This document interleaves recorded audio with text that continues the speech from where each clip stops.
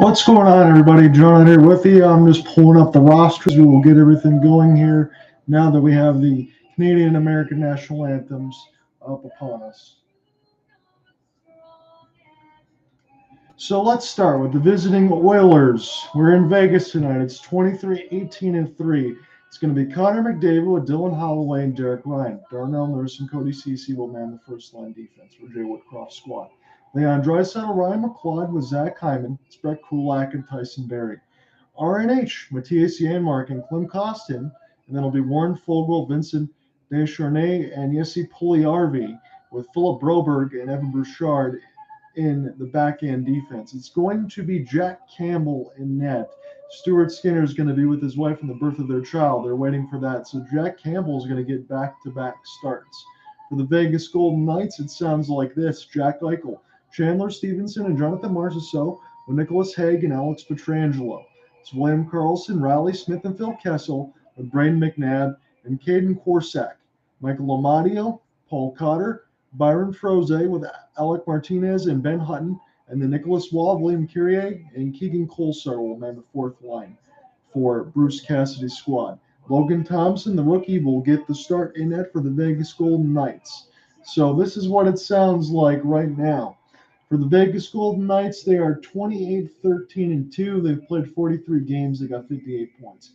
Coming in tonight, the Edmonton Oilers, they have 44 games played, 49 points on that side. So they're right where they are on the edge of the second wild card spot. That's probably where they will be at the end of the night, win, lose, or draw regardless.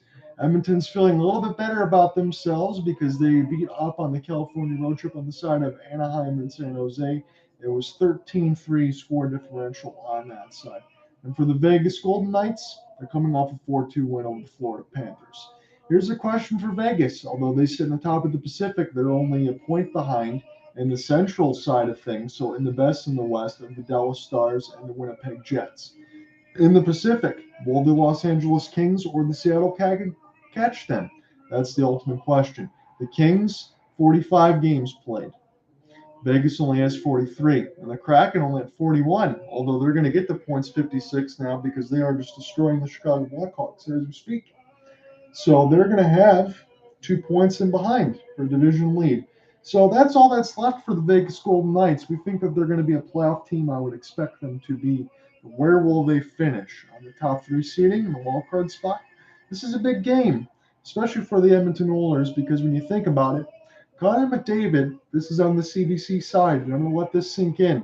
Connor McDavid, let's say he doesn't get a single point for the rest of the season. He's got 82 points right now. He would average a point a game. Right now, he's at 37 goals, 45 assists, and 82 points. He's by far and away the gold standard when it comes to the league. I'm not even just talking about the Golden Knights side of it. I mean it in all sincerity. That's how good Connor McDavid has been. So sit back and relax. I tried to catch a late night game just to make sure it didn't interfere with any kind of football. And we will get everything else going. We're just watching the goalies move around now. Again, it's Jack Campbell and Logan Thompson. Logan Thompson is the all-star selection for the Vegas Golden Knights. It's obviously Connor McDavid on the other side. And again, if we knew that in the other part of the fan vote, it's probably going to be Leon Draisaitl as well in the Pacific. So a little bit of changes as far as the lineup is considered. I'll try to note those as we go along. If Cooper Hopkins does join me in on this broadcast, you're more than welcome to. I imagine he's going to be out and about. Hopefully we can catch up by Wednesday on the side of the Calgary Flames and the Colorado Avalanche. So John, I'm with you. I'm going to be your play-by-play man. We're watching this here on CBC. Hockey Night in Canada. This is the Edmonton Oilers and the Vegas Golden Knights. Let's get to it. So Edmonton is going to go left to right, and right to left is Vegas. It's going to be immediately shot there for Edmonton, and that one gets blocked before it ever hit Logan Thompson. And now Hague will get this one across for Vegas. Outstretched pass is knocked away. So no Mark Stone we found according to Game Time. He just left the building not too long ago. He's listed as week to week. Maybe he's battling some kind of ailment that wasn't diagnosed on that side. So the captaincy is not there right now for the Vegas Golden Knights. Mark Stone is a huge loss. That's going to be a big beneficiary for Edmonton as they want to continue to try to get points in the standings. Breaking right down the middle. Yarmark scores! Edmonton, it's off to the races. Matthias Janmark makes it 1-0. 19-14 in the first. 2 shots and 1 goal for the Oil Kings. That was a good breakout pass. Matthias Janmark all on his lonesome. And right on the tape, after a shot from Derek Ryan, in which they're showing, I want to see what that breakout pass was from. It's going to be Tyson Barrie. Broke that out for Matthias Janmark. And Logan Thompson. It was a one-on-one. He was able to race toward the left circle, and he roofed a shot past Logan Thompson glove hand. It's 1-0 for the Oilers. So Janmark with his fourth. 46 seconds in. It was Tyson Barrie and Brett Kulak, so I got that one right just off the out part of the outstretched camera. And Tyson Barrie, he's known to keep his head up. He can get some apples. He's got 27. That's quite a few. And you imagine you're going to be able to get some, especially when you got Connor McDavid and Leon Draisaitl at the same time. But Matthias Janmark, that secondary goal scoring, that's big. And that's what Edmonton needs. So they're up 1-0. We're just on the game's first minute. Vegas got the reverse retro types, I think. This is season number 5 for them. It is a black with a gold and red piping with Vegas lettering across the stomach side of it. 1857 as we get an offside, maybe a penalty call. So 2 shots to nothing in favor of the Oilers. No shots yet for Vegas, really just getting underway. So it's just a neutral zone face-off. It wasn't offside as I initially thought. And we'll get this all squared away. Here is Connor McDavid, ends up winning the draw, and it's CC and Darnell Nurse. Darnell Nurse will put this here on the kick play as Fogle tries to find it. So they've been mixing these lines up here. We got Ryan, you got Fogle, we got Smith, other things up there with McDavid, as they have to do. Again, no Evander Kane, and that's going to be for a little while longer because of the skate slash on the wrist.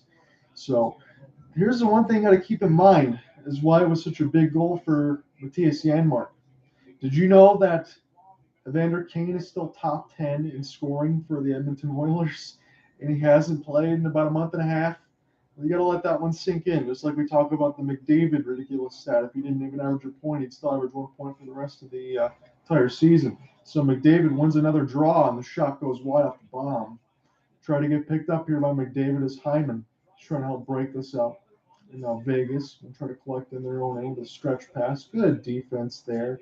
As this one gets picked up, Draisaitl with the active stick check. Limiter for McDavid. It's in! That went off of Leon Draisaitl. I think it's going to be Draisaitl's goal. Hyman was also there on the doorstep, and Edmonton really feeling good about themselves now. It's 2 goals on 3 shots. Right off the draw that McDavid won. Draisaitl went right to work. He put an elbow right into Alex Pietrangelo. When they got back down to the offensive end, Draisaitl tips it out of the air from a McDavid opportunity, a little bit of baseball swing. And it's 2-0 lead for the Edmonton Oilers as they are giving Logan Thompson all he can handle right now. So this is a big-time battle in the Pacific, and you can't tell me that this isn't important for the Edmonton Oilers. And again, that might also break a scoreless drought there for Leon Draisaitl. That was 25th. McDavid's got 46 assists with Hyman's 26. So these numbers are very outlandish. So Edmonton now in the offensive zone once again. It's 2-0. It's 17:45 left to go in the first. Even I didn't expect this. Vegas has not been the same type of team in the Fortress as they are on the road. They've got to get that together if they want to maintain their standing in the Pacific. I'm not saying that the Edmonton Oilers will catch them all the way across, but Vegas can certainly be a much better team at home than they used to be. One-timer set up in front, what a stop by Thompson, as that was McLeod right on the doorstep.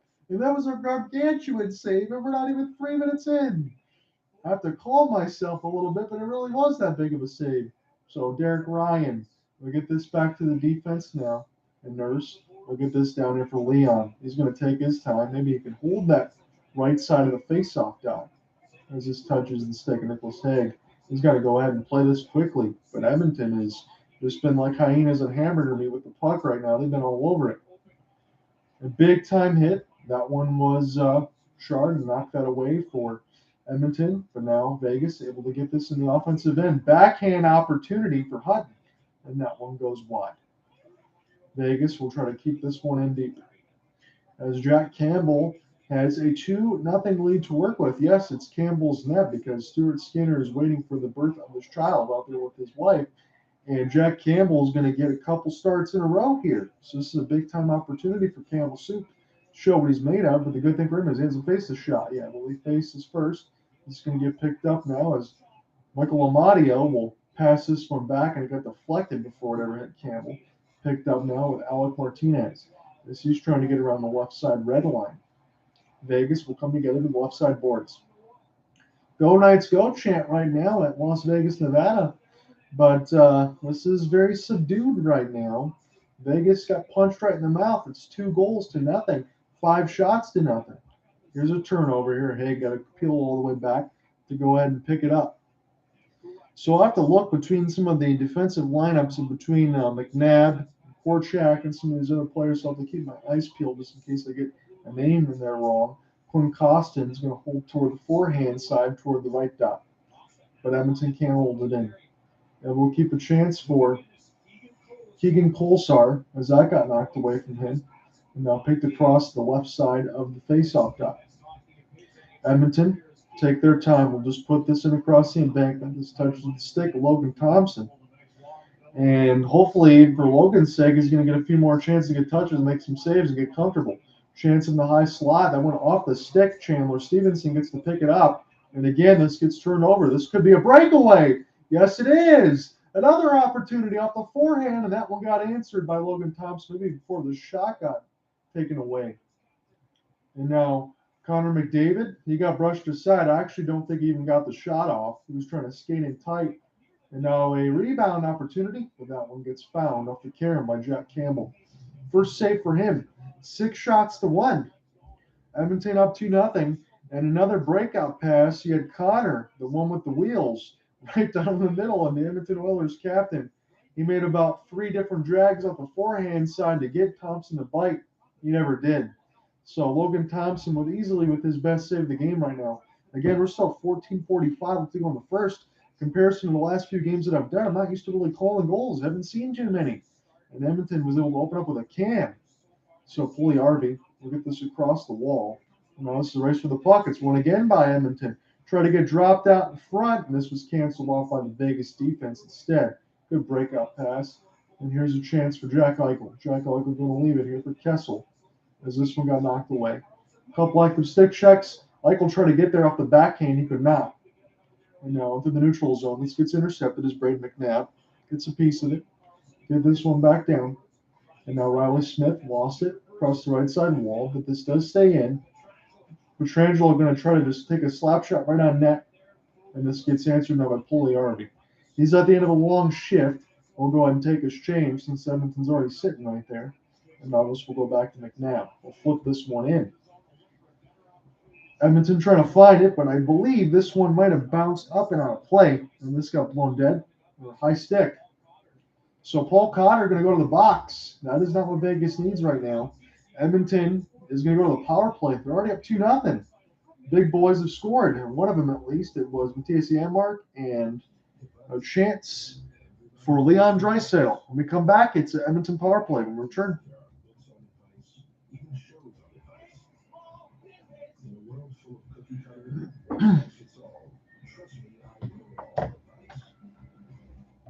Maybe it's time for a different kind of advice.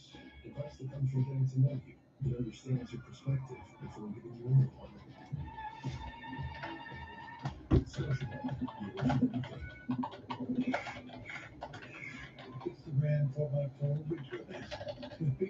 So if you're just joining me on this side, we're in a bit of a commercial break, but a couple quick goals within the first 2.5 minutes for the Edmonton Oilers. Matthias Janmark and Leon Draisaitl made it 2-0 Edmonton Oilers over Vegas. They stonewalled Logan Thompson here quickly, so we'll see if Vegas can turn the tide. The only way they're going to do that right now is be able to kill this penalty.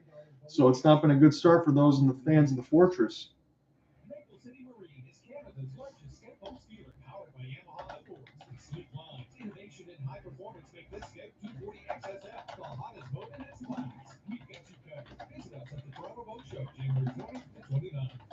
If you've been injured in an accident or a fall, or been attacked by a dog, you need a good lawyer now. For 30 years, Cats and Wolfpack have been fighting for people who deserve compensation. Call Cats and Wolfpack and let us make the law work for you. Watch world-class figure skaters compete at the Canadian National Skating Championships tomorrow at 2 on CBC or stream free on CBC Gym. Vinny Gayheart trying to get 2 minutes here. As he gets up high on Connor, it kind of runs into his hand. He doesn't really see him. This is just contact, but the hand comes up, catches him in the face. Roughing is the call. So shame on Sportsnet. They said that Vegas is going to kill. Vegas is actually going to the power play. Desharnais for the Oilers got a stick up in the face of Paul Cotter. So this gets picked up now. Alex Pietrangelo. Eichel will try to send this cross pass. So VGK is on the power play. Pietrangelo gets this one back to Eichel toward the left side dot. Dropping it for Alex. St. Louis Blue now, will be a long-time member of the Golden Knights. Wrist shot. That was a great stop, as that one was Jack Campbell right on the doorstep. Reilly Smith got absolutely denied in the middle of the circles. Take a look at how this play matriculated. So it's Pietrangelo toward the right side wall.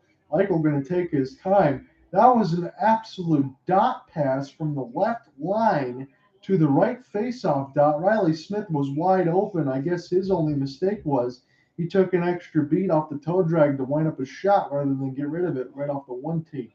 So another face-off win. Jack Eichel tries to get this one to the right side dot. That one will go up and out of play. So Vegas, first couple shots, both on the power play right now. Reilly Smith absolutely got denied in the previous sequence. 12 points in 11 games versus the Oilers here for Jack Eichel. And again, for Buffalo Sabres fans, a lot different seeing Eichel in a jersey, but you got Tage Thompson on the other side with Peyton Krebs, Alex Tuck. You're feeling pretty good. So another face-off win there by Vegas momentarily, but Pietrangelo got to get on the Jets, got to get back in his own end. So he'll just play this toward the right side wall, and he can leave it now for Haig.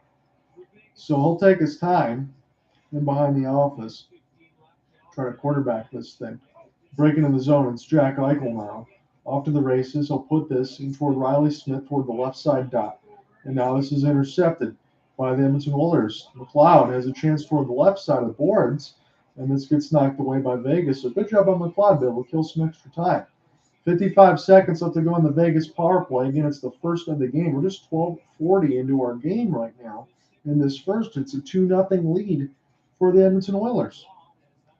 It was Matthias Janmark and Leon Draisaitl. So Derek Ryan will brush this one away with a glove hand, which you're fully able to do. You just can't go ahead and play with the pass side of it. So picked up now by Vegas. Holding them from the backhand side is Hutton. Will play this across. Take their time as William Karlsson gets this back to Hutton. And now it's Eichel. He's been out there for a long time. I'm looking for Kessel now toward the left side of the red line. Cody Ceci trying to get in the way. Ceci still out there. This is in the middle of the slot. This gets recollected here by Vegas as Hutton will take his time. Here's a pass for Kessel, but he fanned on the opportunity. He had a chance to shoot it. They can say Ceci played some good defense, but he wasn't there in time. I was just lucky for Edmonton on that side. So Hutton will play this now as the penalty is killed. So Desharnais is back inside the even strength here for the 5-on-5. Edmonton will try to collect this in the defensive end.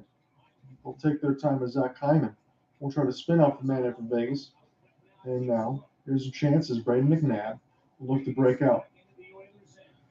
Hutton gets knocked off the puck. Vegas try to center this one out, and Jack Campbell will snip out the pass. There was no Golden Knight in sight. Keegan Kolesar wasn't there yet. So the live money line is Edmonton minus 265 and Vegas plus 210. So if you want to go ahead for Vegas in the comeback, they don't think that's in the cards because you got Connor McDavid and Leon Draisaitl on one side of the ice. But for Vegas, I've mentioned this many times when we've done a couple of their games. They're very good 5-on-5 and even strength. It's surprised that they've already given up 2 goals. So face-off win by Vegas. They keep this in their own end. Off the wrist shot, it's a loose puck battle, and this will stay out. This one's going to be held by Jack Campbell. He was in amongst the pile of bodies. Keegan Kolesar was also there as well, trying to chip away. So they're going to show Jack Campbell on the Sportsnet side in his previous game. He did pretty well against the San Jose Sharks. Again, I understand it's the Sharks, but you got to start somewhere. If you're Jack Campbell, he had a very poor season so far for the Edmonton Oilers. For the Toronto Maple Leafs, I would say he played pretty well, but not for Edmonton so far. 46 of 49 saves he's made in the last 2 games. So he's going to look to keep that play up, and Edmonton's going to need that because of what they signed him for the 5 and 25. Battle across the right side wall. Karlsson's actually going to win this one, but this goes right back to Vegas as they were diligent holding that red line side to the neutral zone. 6 shots to 4 now. Vegas got the last 4. Going to be a call against Vegas for tripping. Yes, it is. And now we get a little bit of pushing and shoving toward the players' bench as one of the buckets comes off. But we didn't get a chance to see who it was because the camera cut too quickly. So Paul Cotter had some words that he wanted to throw over. I think Cotter might be going to the box. Yes, he is. So Cotter was the one that got clipped by Descharnais, and now Cotter is the one that's going to get a trip there. That was a little bit of a reach of the glove hand of Zach Hyman, so it sent him down. And now it's going to be an opportunity for Edmonton on the power play. That's something that you do not want to do. They can go ahead and do a lot of damage on that side. So, John Andre with you. I'm your play-by-play man. We're watching this one from T-Mobile Arena. I'm watching this on the CBC side of the local feed. Because of that, you're not going to get ESPN Plus, so I'm dealing with the TV CBC side. Sportsnet's very good on that. But it's a 2-0 lead for Edmonton. Now they're on the power play. So McDavid wins another faceoff. He's 3 for 3 already in offensive zone draws. He's going to drop this one RNH. Barrie's going to let one go into the screen. And now collected by Draisaitl toward the right wall. Here's Barrie. And now RNH will take his time as we'll drop it back into Barrie looking for another screen. Draisaitl will collect again toward the same side right now. Picked up now by Barrie. Now back to Leon. Leon will take his time off the forehand. Lefty will play it, give it to McDavid and try to center it out in front. Barrie might not be able to get to this one, but a flub pass, that could have been a 2-on-1 for Vegas. They're going to go ahead and try to shoot this one shorthanded, and now it is picked up by Edmonton. It's 4-on-3. McDavid, Draisaitl off the sauce. That was a great save by Logan Thompson.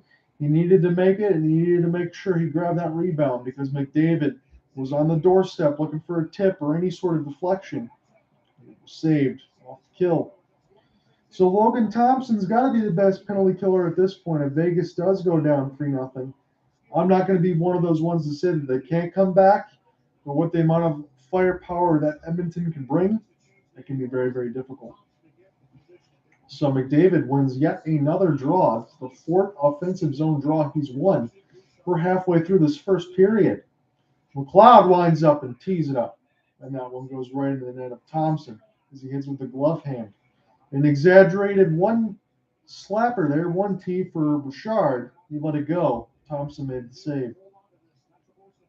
So Bouchard had a clear look at it. And you know what he also had a clear look at was 4 Golden Knights trying to stand in between a box, just in between the 2 dots. He had a whole lane to shoot at.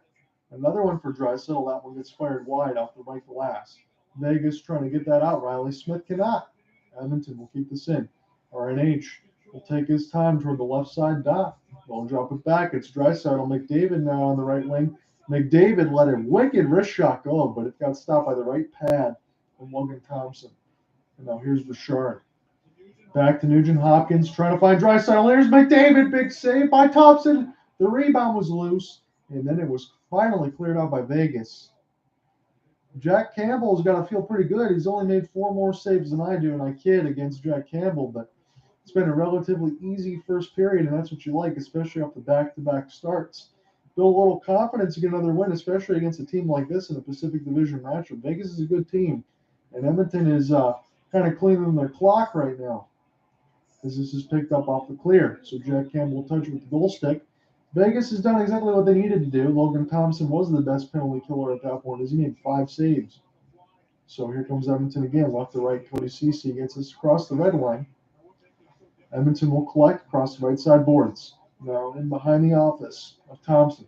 Edmonton stays with the puck possession. It's Cody Ceci as they'll get it back to Dylan Holloway off the backhand pass as this gets picked up by McLeod.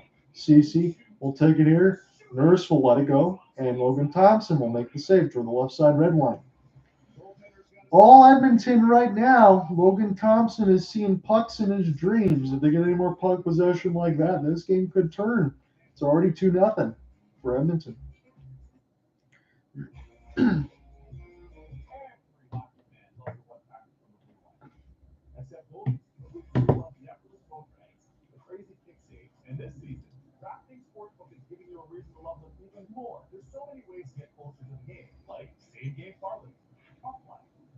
asking more. You can do it anytime, anywhere in Ontario. Scan the QR code to download the DraftKings Sportsbook app and get it on the action with an official sports betting partner of the NHL. Sand. Like sand.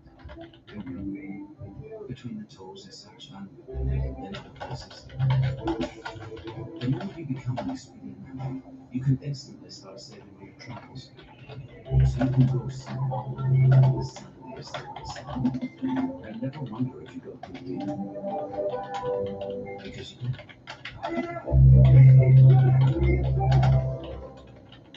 All new towns, spoil or save old Johnny. He ate a lot of ice cream, let me tell you. Still curious. Johnny educated the town about the town. Still lovable.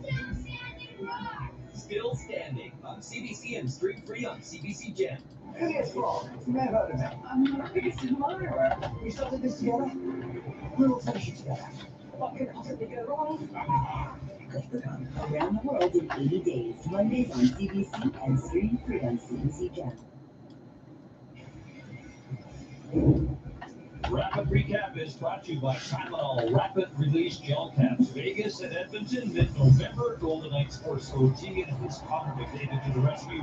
A minute and 17 seconds in. Standard McDavid speed to leave the Vegas defenders helpless. On the play, Jamie Hyman made him talking about this week when he said they should put a 15 to 16 pass on McDavid to make it fair. That was his 16th of the season. 2 months later, he's at 37. Would have had 38 were it not for Thompson's breakaway. Back in the play-by-play here. It's an opportunity right off the face-off win again. Edmonton has been exceptional about that. They got 5 of those in the offensive zone draw alone, as they still have it. They're trying to keep this in there with RNH. Vegas will finally get this out. This Paul Cotter will play this back to the defense. So you got McNabb and Korchak in there. They're going to pick this up toward the right side wall now. Finally in the offensive end, Cotter tries to get in there deep for Vegas as they get canceled off by McLeod. Richard as well. This stays with Vegas toward the left side of the red line. And now Desharnais will go all the way back to intercept this one. He plays it off the wall. Tyson Barrie will try to get this back up to Desharnais, and this will get chipped in. Jack Campbell will take a look toward the right side post. 7:25 left to go in this first. It's 2-0 Edmonton. It was a couple goals within a span of about 2 minutes. There was a chance for Matthias Janmark and Leon Draisaitl. It's been all Edmonton right now, as this is picked up toward the right dot. Edmonton trying to find this now as Haig will get this now. Nicholas Haig will chip this in off the wall. It's a race for the puck. This is going to be won by Edmonton now. Again, over the last 2 wins that they had against Anaheim and San Jose, it's a 13-3 scoreline advantage as this one gets chipped in there by Chandler Stephenson. Stephenson tried to knock this ahead as Jack Campbell almost watched 3 of his teammates fumble the puck amongst themselves. There was no Vegas jersey in the vicinity. The race for the puck actually canceled off Connor McDavid. He was on his full horse. As this gets picked up, Hyman's back pass can't stay in the zone. Now CC will just slap shot this thing around the embankment as Logan Thompson has to take a look around the net and avoid a helmet. So Vegas will try to go right to left. Haven't had much opportunity to do so. Long shot. This one gets blocked aside there by Jack Campbell, and Edmonton will get it down. Picked up now. There's a chance for Hutton. And behind his own end, he's got Alec Martinez out there with him on the D-line side for Bruce Cassidy, third line side. As it gets turned over again, yes, Pugliarvi will make the play across the left side wall. Pugliarvi stays with it. As he gets held up, one of the Vegas Knights also goes down. Vegas with Phil Kessel. Hot Dog Man's going to play one right off his knees as the pass gets ahead. But this gets picked off now for Warren Fogle in the middle of the slot. Edmonton takes their time, somehow able to stay on side. Matthias Janmark, the first goal scorer in this game. He has now in the office by Logan Thompson. He's going to flutter a pass. This one stays in. It works D to D off the long shot. It's intentionally wide off the wall. Vegas will collect. Vegas got to take their time as William Karlsson going to leave it there. Eichel, he's going to go ahead and go to the bench. He's been out there for about 2 minutes. Tyson Barrie now.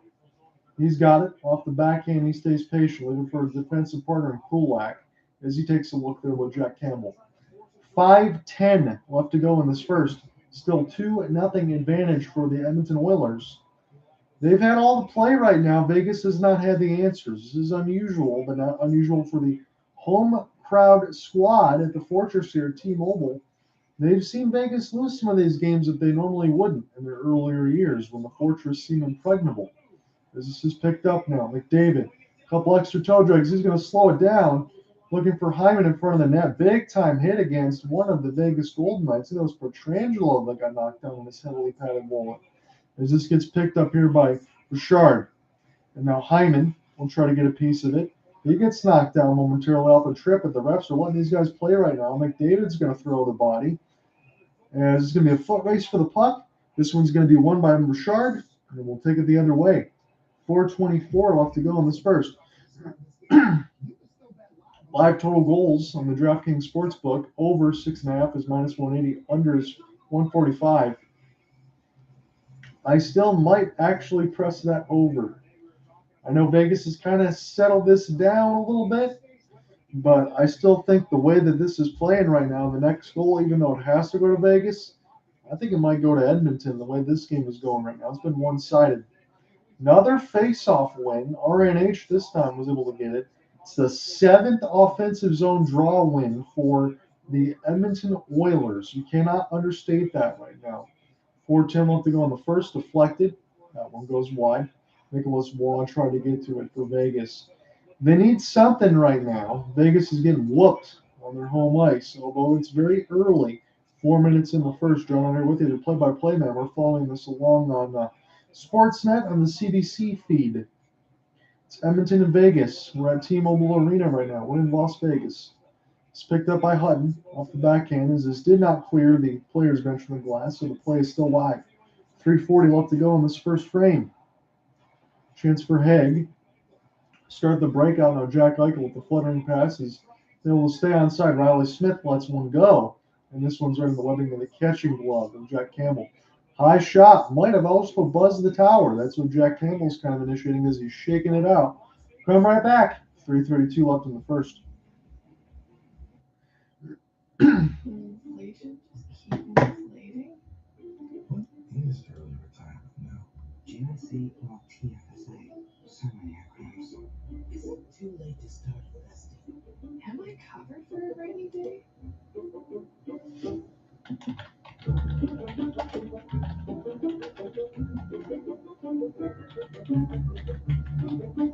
Now I just need to invest in some earplugs. Fans show up. And every day, Enterprise helps them do what they do best. Let's get a little work done here, and then I'm going to go ahead and type in the rest of these goals. We're going to intermission, and then I'll take you around the league. And a little bit of everything here today as I'm working on a little bit of the All-Star piece that once we get to another broadcast with Cooper Hopkins and myself, maybe Wednesday against the Colorado Avalanche, I'm going to confirmation just yet. He's a busy man, so I'm not going to sit and bug him on that side. But once we get that squared away, we'll debut that toward – I'll have the written piece so you can always read it at hopefulsportsguide.wordpress.com, but we'll talk about it during our intermissions. Those are always pretty lively, so it'll give us some ammunition to be able to use. Pull up this box right now because we'll get these goals typed in once we get into our break. So 45 seconds in, it was Matthias Janmark from Tyson, Barrie, and Brett Kulak. And then Leon Draisaitl with the answer is 25th. Connor McDavid's 46th apple. Zach Hyman's 26th. Logan Thompson stopped 13 of 15 for an 867 right now. And Jack Campbell, 6 out of 6.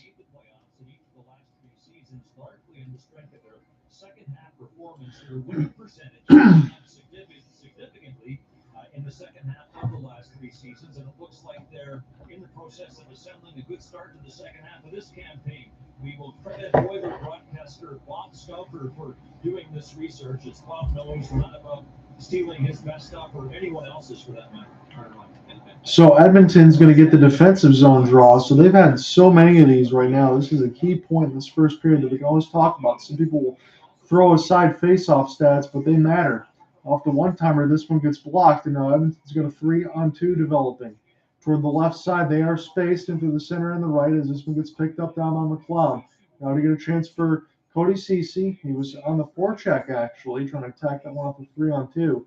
But this goes back to the Vegas Golden Knights. 3 minutes left to go in this first. Haig We'll play this one across the right side wall as Vegas can safely dump this in. Jack Campbell will leave it. Edmonton now looking to break out. Good forecheck there by Vegas, trying to bother a chance for Haig and Nurse and everyone else there a little bit. So this is picked up by Darnell Nurse. Now all the way down the ice. Here's a chance Karlsson tries to get to it. He knocks off one of the Vegas goalnets at the puck. McLeod with Jesse Puljujärvi. Now here's Kostin. Kostin off the forehand. He's going to leave this here for McLeod. McLeod will take his time, try to get in the middle of the slot, and this gets picked off now by Vegas. So Reilly Smith, he lost it, and this goes now back to Tyson Barrie. Kulak. Get this one dumped down. Vegas will go ahead and try to take their time now. Down to 2:05 left to go in this first. Smith is actually the guy back there playing defense. He's just going to have a quick chat there with Logan Thompson. As the puck inadvertently bounced off of Vegas and one in the face, there was an opportunity for Karlsson to trade pick in the middle of the slot, but the puck never got to him. Draisaitl waiting toward the open part of the blue line, toward the right side. He's going to give a chase a little bit, but Logan Thompson will smartly play to his D side and elude Draisaitl. And now here's a chance. The break in there is Paul Cotter off the forehand. He's going to wrap around the net here, but he gets canceled off as this gets picked up by Edmonton toward the left side of the red line. Draisaitl out there doing some active back check work. A couple extra sticks. Carey able to get this one to Cotter. Now on the high slot, this is tipped.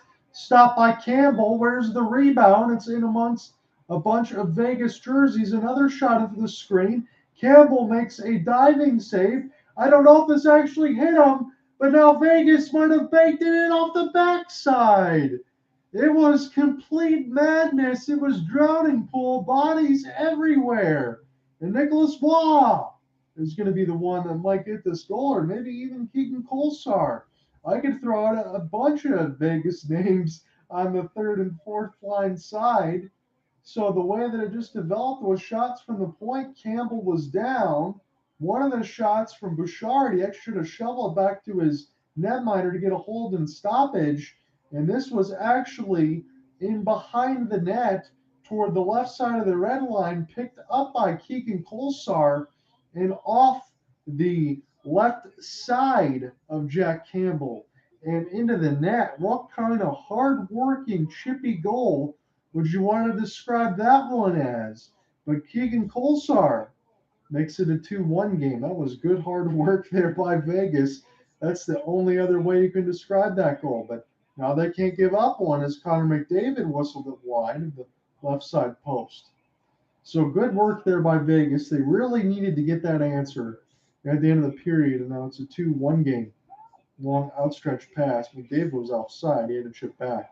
And the puck just died toward the right side red line.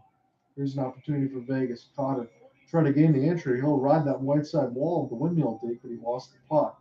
Now down to 35 seconds. Connor McDavid, pass too far for him. Vegas able to enter. Here's a chance as Freeze will send this one out. This one gets fought off as this is picked up by Edmonton. They're just trying to clear the neutral zone right now. So Oilers have led the first period in 15 of 45 games. So that's not a lot. It's only 33% if the math is correct. Infinite repeating if you want to do the math side. But that was a huge goal for Keegan Kolesar. And then Kolesar on the other end, he was able to knock down Leon Draisaitl. So there you go. Keegan Kolesar had one hell of a first period. He knocked down one of the best German players to ever do it, and he ended up scoring a goal. 16.5 up in the first. Is Edmonton going to get another offensive zone draw? That's the question. So they're going to allow Connor McDavid to stay in that squared circle. This is going to get picked up. This actually will get won by Vegas. That was the first time that I've noticed it anytime so with this broadcast. So here's a chance. Darnell Nurse will play this here, Tyson Barrie. Slap shot this one down. This will hit Logan Thompson and deflected on. Another rebound opportunity. They're going to run out of time. McDavid tried to sneak it in. With that said, that's all the first. Keegan Kolesar got Vegas within one. It was a couple quick goals by Matthias Janmark and Leon Draisaitl, but after one, it's 2-1 for the Edmonton Oilers. Come right back. We'll go in the second period and go around the league during the break.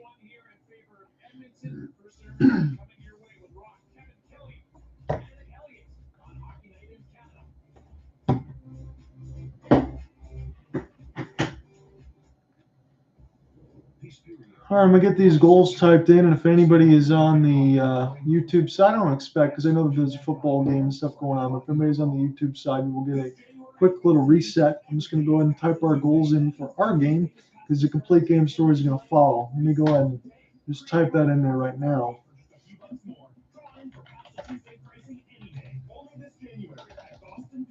Whitehead's lucky jersey is really just a dirty jersey. Presented by me. What is Clay Matthews doing in my house? Here she wiping tears of joy with it after a win. What's going on, miss? How you doing? Your wife tells me these are complete strangers. You're drooling, Ted? And here it is in the delivery room of your daughter's birth. Ew, Dad. Well, so how do you So game story and broadcasters will throw that in there. We'll go ahead and get the goals reset. That'll be the link where everything always is, just in case anyone looks at the comments section. So a couple quick goals. Talk about for the Edmonton Oilers. 45 seconds in and 142 of the first period. So it was Matthias Janmark. It was a great breakout pass by Tyson Barrie right in the middle of the slot. Matthias Janmark able to let the one go. Wrist shot, lifted it past Logan Thompson toward the right side glove. Just in between the left part of the circle. He lifted the wrist shot past Logan Thompson to give Edmonton the first goal. I'm just going to type it in right now. Janmark from Tyson Barrie and Brett Kulak.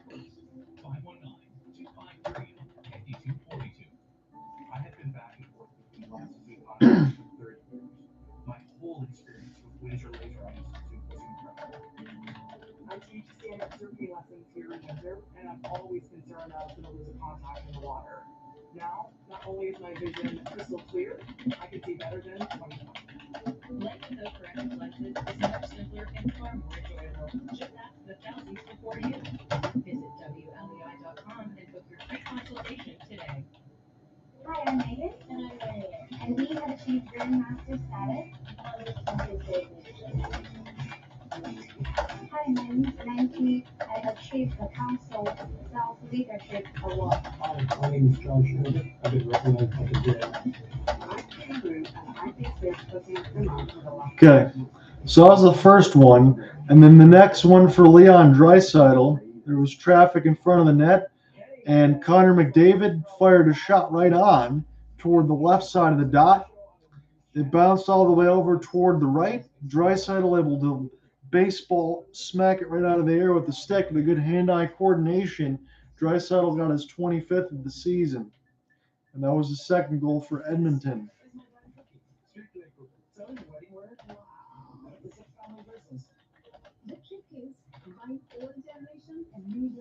Welcome to Bollywood.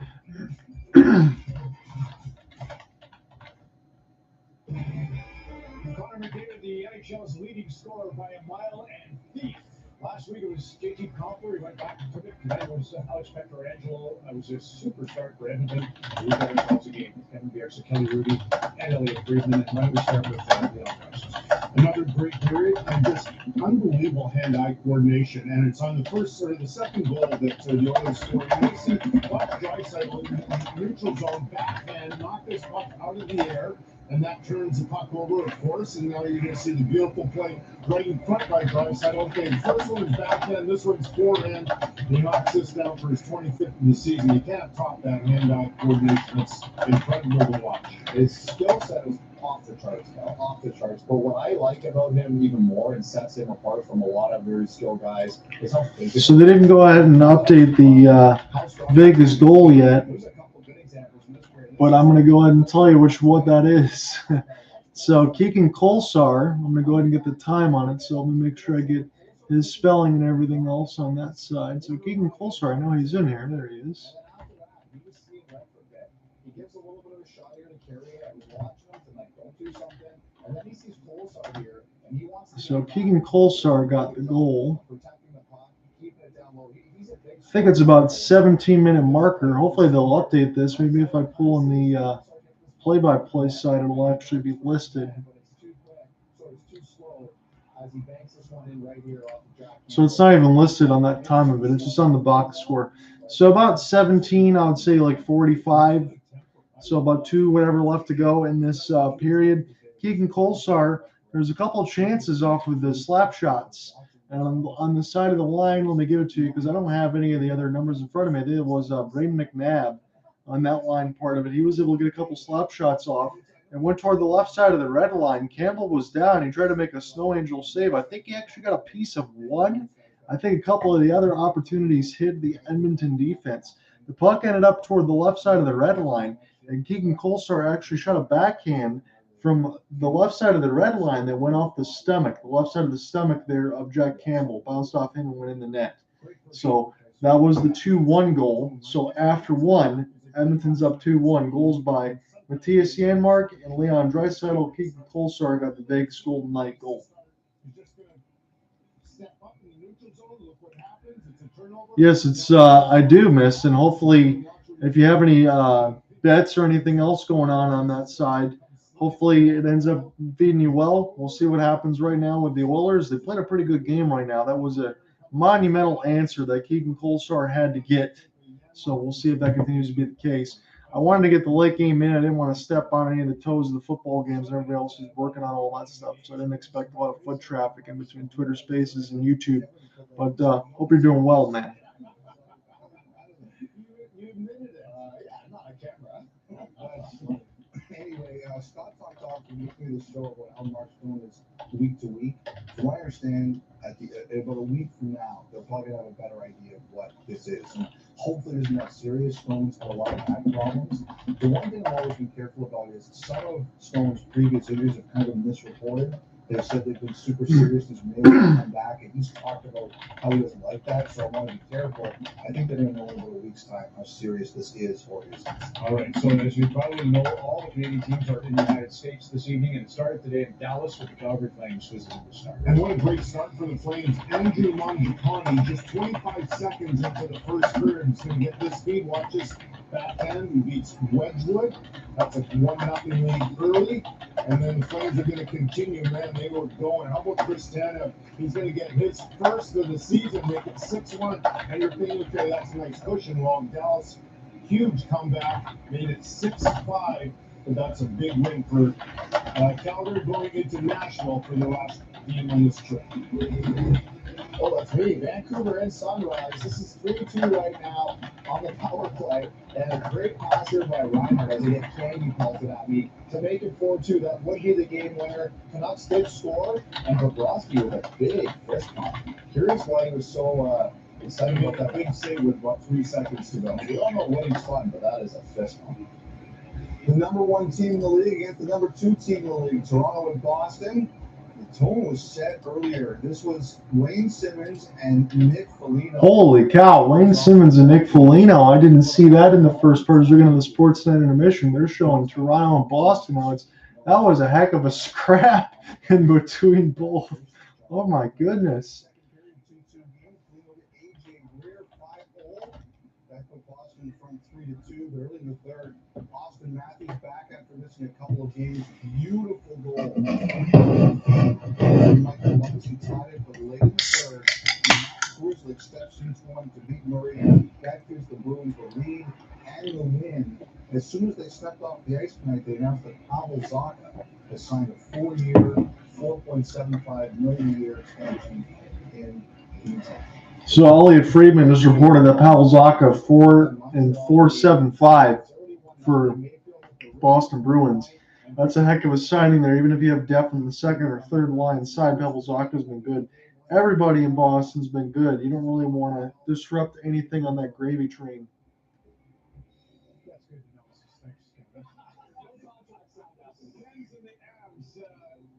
What can you say about Rantanen? He rips his 28th of the season here, and then Jim Bears doing his best to do a great job of being an analyst tonight. Takes 6 stitches as he got that on McKinnon went over and apologized. It's happened to me.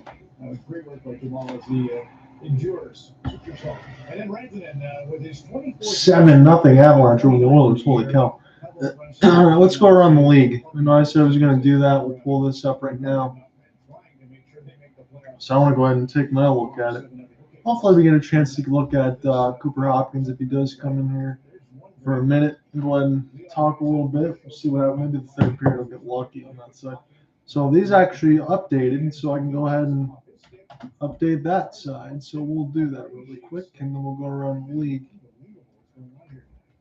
I smell wax and candy. We'll take a short break and come back with more of our coverage on Hockey Night.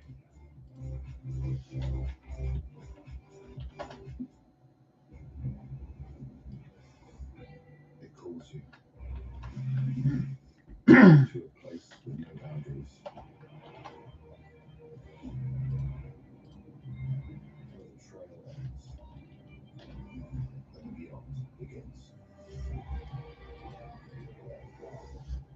The 2023 Chevrolet Silverado ZR2. So I did get that right, at least with the McNabb line. That was a bunch of chaos there. So William Carrier was able to brush it to Keegan Kolsar off the backhand side, and that went off of the left side of Jack Campbell from the left side of the red line and in. Keegan Kolsar banked it in to make it a 2-1 game. Edmonton still got the lead off of a couple of quick goals from Janmark and Draisaitl, 45 seconds and $1:42 in the first period, respectively. So Kolsar from Carrier and McNabb, Matthias Janmark from Barrie and Kulak, Draisaitl from McDavid and Hyman. Those are your goals. So now let's finally go around the league and pull this up. So I got my box, everything all squared away. That's all updated. So when I was watching this game on the local side for myself, it was a 4-0 lead for the Columbus Blue Jackets. I figured maybe you're going to get some type of disappointment because Detroit had beaten them twice already this year at Nationwide. Well, Detroit tried to do one of those typical comebacks again, but they couldn't circumvent the Patrick Laine hat trick. He's got his 12th of the season now after 3 goals. Johnny Gaudreau with a pair of assists. Oli Mata, Jake Woolman, and Lucas Raymond all scored for Detroit in the 4-3 loss. He scored 3 unanswered goals in the third. They couldn't pull it out.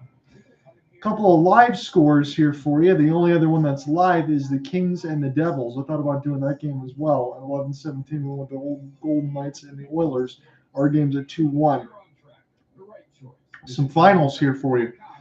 And I caught a little bit of this as I was working on an article I want to get out sometime next week. It'll be the All-Stars that you already know about with my selections and a player that I like and a player that I want to improve in the second half. So a player that I like, a player that I want to see improve, my All-Star selections alongside the stats and everything else that are updated. So that'll be sometime next week. I'll throw that out there. So this was a wild game. It was, after I think 2 periods, a 6-1 lead for the Calgary Flames. 6-1. So Andrew Mangiapane, Trevor Lewis scored with a 2-0 lead for the Flames before Jay Benz scored shorthanded to make it 2-1 after 1. It was all Flames after that. Elias Lindholm on the power play, Nazem Kadri, Rasmus Anderson, and Christopher Tanev got his first of the season. Tyler Seguin made it 6-2, so Dallas got a little bit of an answer that they needed. It's like, all right, you're still down 4. It's a 6-2 lead. Feel pretty good about yourself. Not so fast. Joe Pop gets a pair of goals in the third period, and Colin Miller scores at 15:23. So it's madness for about 4.5 minutes as Dan Vladar, the Calgary Flames, have to hold on. As now I think it's a point streak. I keep saying it, like 19 games for the Calgary Flames as they finally get a game separation, at least in the wild card spot. Vladar made 29 out of 33 saves. Scott Wedgwood had to start because Jake Ottinger needed the day off. 30 out of 36, 833. So Wedgwood was on the hook for all of those.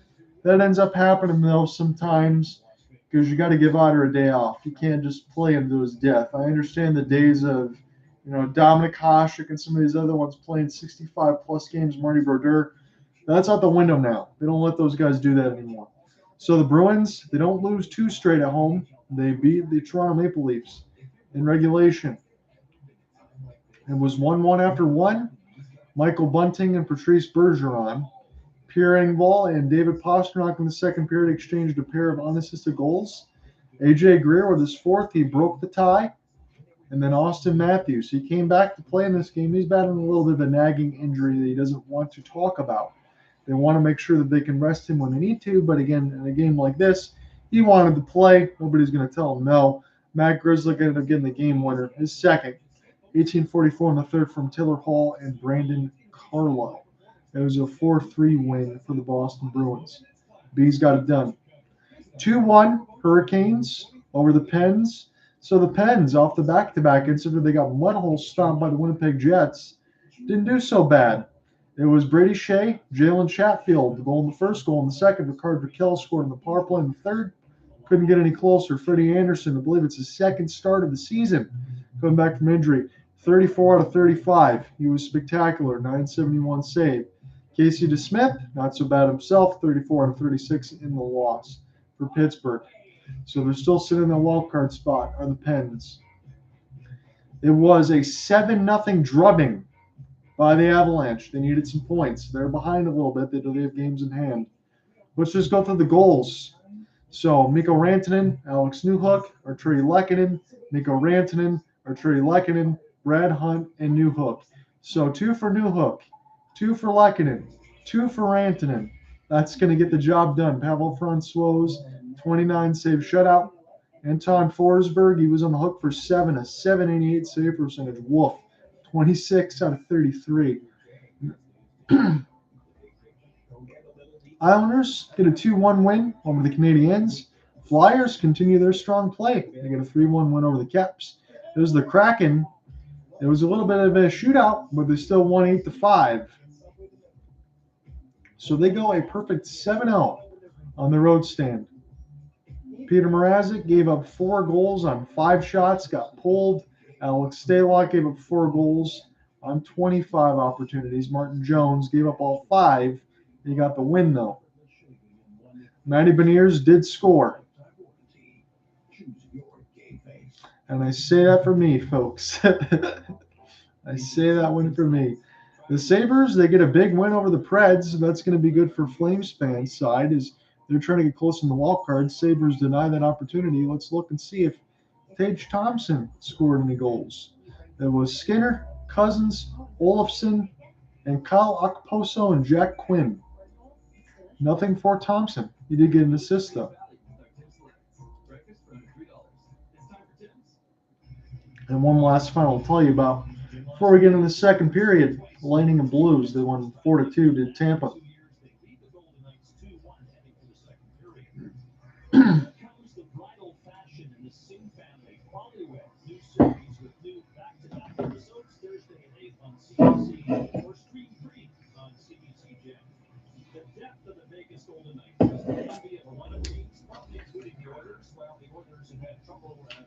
When they show the all lines contributing part, you got William Carey, Nicholas Waugh, and Keegan Kolesar. You can say on that side, Seattle Kraken might say, "Hold my beer," because the depth on that team, the way they're playing, they're rolling all 4 lines out, and they're hitting you right in the mouth.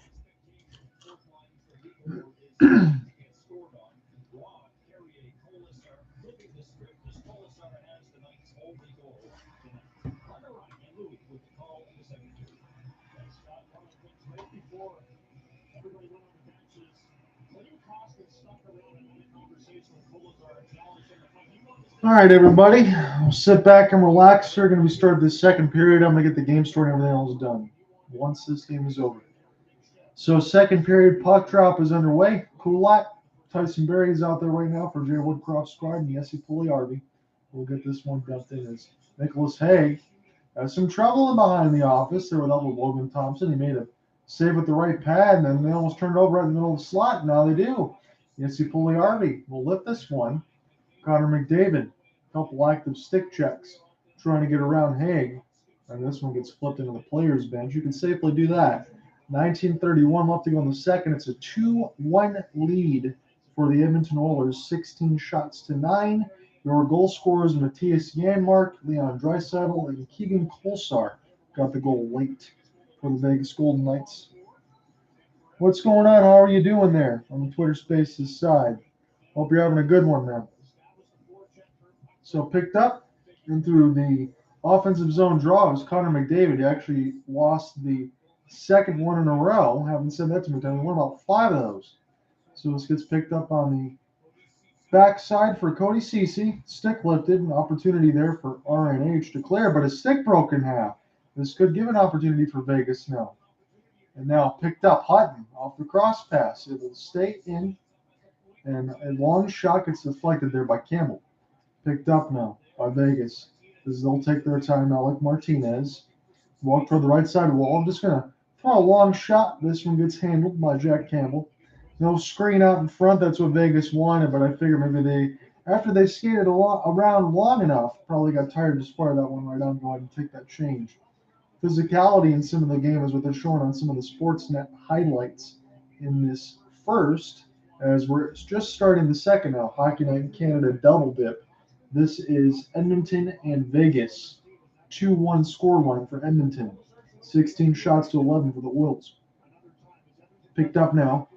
Off the screen again. This one goes out the pad of Campbell and gets brushed aside toward the left side wall.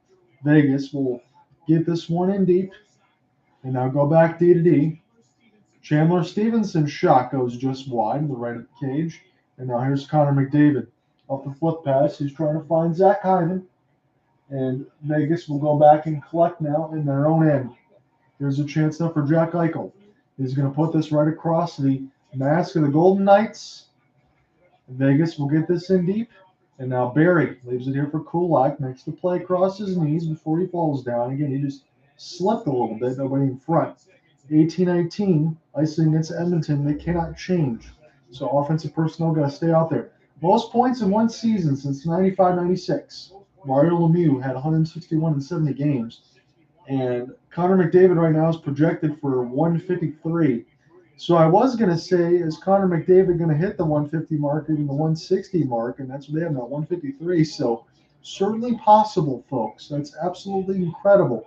Regardless of all the times that Cooper and I talk about the chasm of points that there is for the Edmonton Oilers, the greatness that Connor McDavid is, you can't say it enough. I mean, that's truly, truly sick skill and speed to begin with. Speed and hands, power to shoot. The one thing that you really like, especially in this year, even if you're not a fan of the Edmonton Oilers, Connor McDavid is shooting the puck. And when he's doing that, he knows he can score the goals. I mean, that's pretty simple. He can do everything. So if he's going to be more aggressive and he's got to lead his team, they're in the middle of the wildcard spot, he's doing it because he's dominating.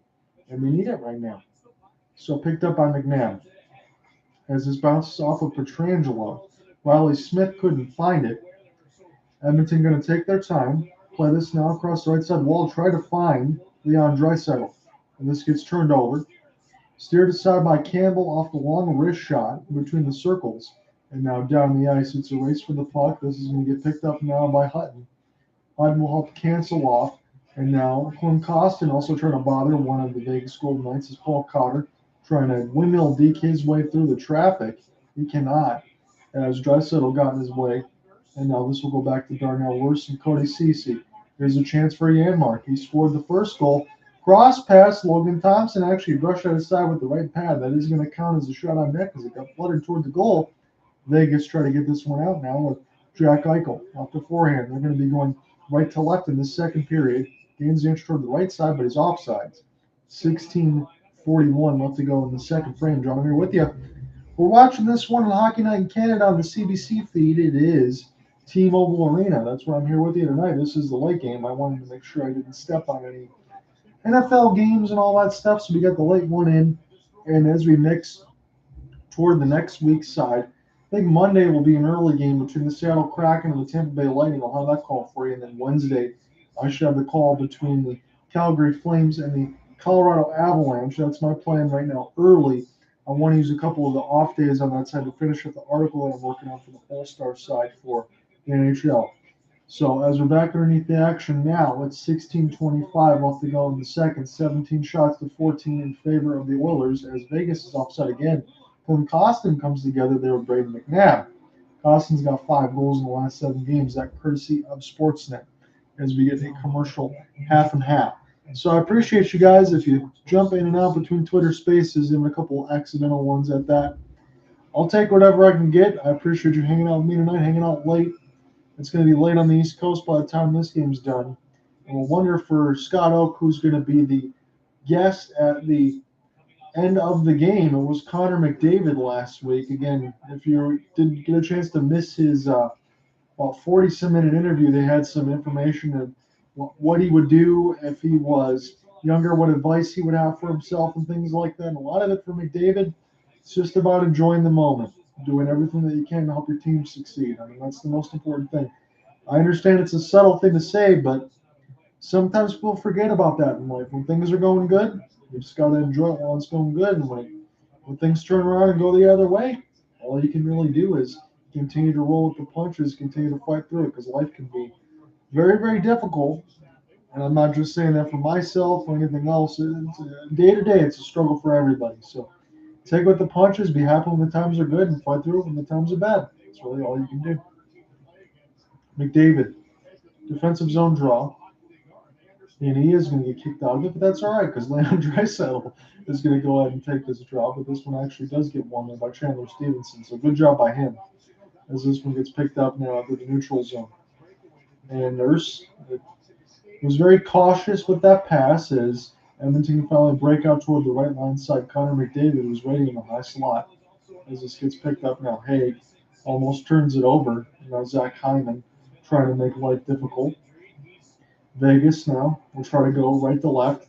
There's an opportunity there for Alex Pietrangelo off the backhand. And pick it up now with the help of Phil Kessel, who is in behind the net right now, of Jack Campbell. Vegas will collect toward the left side dot, and they will hold. Wrap this around the embankment as Jack Campbell will take a look. Again, Jack Campbell has not had a lot to do with the excursion goal that you had of Keaton Kolsar, where there was just all hands on deck. That's it. I mean, that was toward the last about 2:30 of the first. Otherwise, it's been pretty quiet. And the same thing for Logan Thompson. It was an early rush in that first. He's made a couple saves off some wrist shots, but that's about it. Reilly Smith going to let one go with the help of Alex Pietrangelo through the screen up the pass, and this one gets answered by the netminder of the Edmonton Oilers, Jack Campbell. So hopefully you guys are having a good night. Again, I know after all this stuff, I've been up there a little bit early, so maybe I'm not as sharp as I would like to be with trying to get the reset as far as sleep and all of that.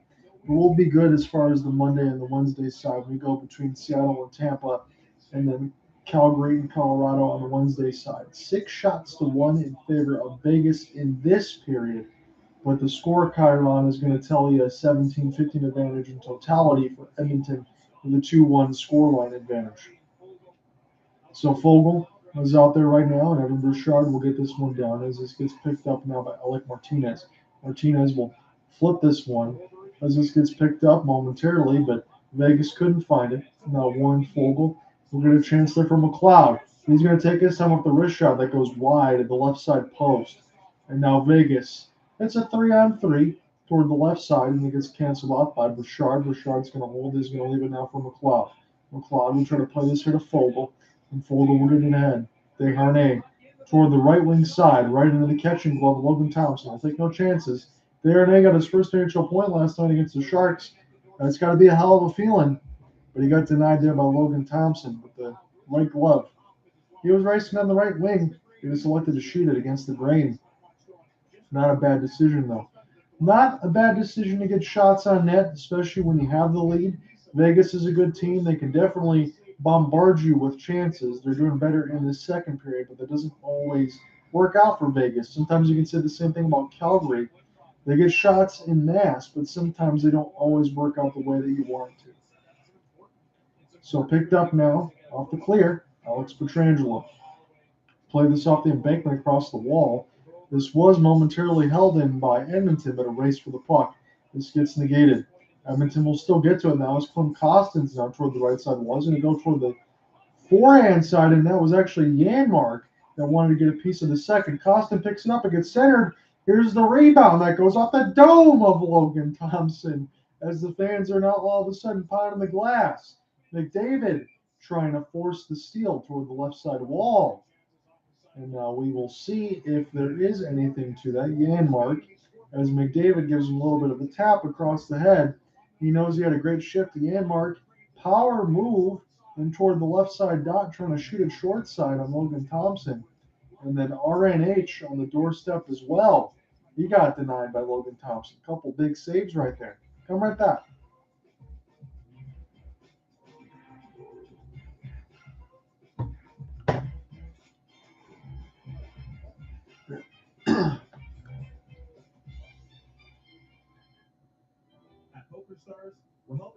players stay on top of their game. Like Ron, who knows when to call it quits and spend time on other hobbies. Game on responsibly with Poker Stars. It's not how you fall, it's how you get back up. Goldstein DiBiase represents clients in all serious personal injury lawsuits with care.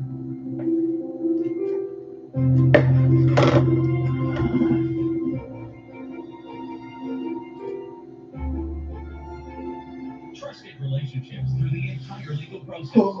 Goldstein DiBiase. Call us first. Oh, man. 253-5242. I had my concussion in 2015. I was barely getting through school. I couldn't work. I was just living this life where I was surviving. I walked into that office and felt a shred of hope. They really cared about me and my mental health. They told me to do these exercises on an iPad. The science behind it was the eye movement. It was exhausting. It was hard. My mental health is not. So if we take a look back anymore. The history of where at the Vegas Golden Knight injury list, Mark Stones was just updated today. It's his upper body. He's week to week. No Shea Theodore, Brett Howden, Zach Whitecloud. The Robin Leonard one, that is utterly ridiculous to me. I understand a little bit with the hip injury. I don't know if you guys saw the story about an illegal exotic snake farm, and Robin Leonard had to declare bankruptcy because he couldn't afford to pay for the exotic anacondas and animals that he had. So Draisaitl will pick this up as McDavid gets it to Draisaitl down the high slot. This is a wrist shot that gets blocked before it ever hit Logan Thompson. 19 shots to 15, still a 2-1 advantage here for Edmonton. No goals yet here in the second as this one goes just wide. Vegas will try to collect in their own end. Chandler Stephenson being worked against the glass as Leon Draisaitl was trying to bother him. Picked up now by Vegas toward the right side wall. And this could be stick checked ahead. They're going to have to go all the way back. We'll just slap shot it around the inboards as this gets picked up by Michael Amadio. Now Chandler Stephenson. He's going to drop this one to Reilly Smith. And now Draisaitl. He's got Darnell Nurse with him on the 2-on-1. He scores! Draisaitl just lets it go. He looks off Darnell. It doesn't matter. And Draisaitl got a pair. 3-1 now for the Oilers. So you can't make those back passes. And how many times did we say it? I say this with my broadcast partner, Cooper Hopkins, when we watched Jonathan Huberdeau. It was one of those passes. It was a turnover in the middle of the neutral zone. Doesn't seem all that damaging. But when you get players like Leon Draisaitl space up the 2-on-1 to locate, fire, and just get to a glide and shoot, that's when you can be your most accurate. That's what they say, at least. And Leon Draisaitl roofs it top left corner. It's a 3-1 lead for the Edmonton Oilers. That was a silky looking shot there for Leon. So picked up now toward the right side boards up the one-timer. This gets blocked. Draisaitl was the one that just scored. Now he has to pull Arvey. Now with McLeod. McLeod could do the same thing. He leaves him for Pulley Arvey instead. It actually might have went off the outside of the left post. Very close to it. Jonathan Marchessault. It's the first time that I've seen him or able to call his name. Jack Campbell tried to play the puck, and that was almost dangerous. Hutton into the screen, and this one gets collected by McLeod. Now intercepted as this goes all the way down the ice. Campbell will grab it with the goal stick and leave this here for Brett Kulak. Kulak will take his time and have a chat there with Jack Campbell. He does have his head back on a couple changes as far as what they want the position inside. Just where to be. Leaves it there for Tyson Barrie. Long outstretched pass. And this is actually going to get waved off the icing side of it as Edmonton got to it first. Picked up now by Philip Broberg. Long outstretched pass. And this one will get collected again. As in negated, Hyman's going to wrap around. And this one will get stopped by Logan Thompson. So Edmonton, they've had some stops and starts. When they've scored the goal, they get about a minute and a half of juice, and then the game goes back into a little bit of a luster state. As let me make sure that I get this name right. Caden Korshak, the second line defense out there with Braden McNabb. I have a chance to look at him for the first time. I mean, what are you going to do? He's going to play the 2-on-1 off the cross pass. You can go ahead and attack Leon Draisaitl if you want. Maybe he'll make you look silly off a deke or just drop the 2-on-1 for a cross pass goal. So he elected to let Leon Draisaitl shoot, and Draisaitl said, "Thank you very much." Made it a 3-1 game. So toward the right side red line, as Edmonton will get it back in their own end. This has been a game, I think, that's been very dominated by Edmonton right now. And if I'm being completely honest, so this season, I think it's the third time that I've covered Edmonton. This is the most comfortable that I've seen them look. And this Vegas team is really good. So if they're building some type of confidence and they're making some way through the Pacific Division, that's really good on their part, especially when you're talking about Leon Draisaitl. I understand he's the other guy that carries alongside Connor McDavid, but he had a little bit of a goalless drought. Not anymore. And it's not all been about Connor McDavid, but it's also Draisaitl too. So you did get the one from Janmark. He almost had his second. So count your blessings there for the Edmonton fans. 10:25 left to go in the second. Nicholas Haig will take his time. He's going to try to take this straight north to the left side wall. He's going to chip this off the backhand and actually get all the way. So he took it from his own end, got it toward the left side wall, and now this gets picked up by Darnell and cleared down. So Cotter will get it. Now Alex Pietrangelo is going to be careful about this one to the neutral zone. And Jonathan Marchessault gets the steal off the skate blade. Marchessault looking for a cross pass for Pietrangelo. And right in the webbing of the breadbasket for Jack Campbell. Saves it with the glove. We are going to go to a commercial break. Leon Draisaitl is 26th. Scores it off the 2-off-1 on the wrist. It's a 3-1 lead for the Oilers. 9:57 left to go in the middle frame. Come right back.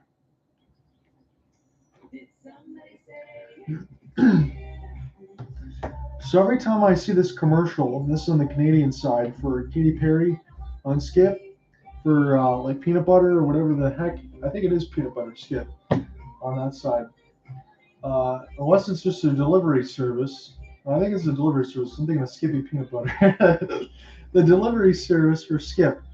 I think about the Super Bowl halftime show with Katy Perry several years ago when she dressed up in all those outfits and all that.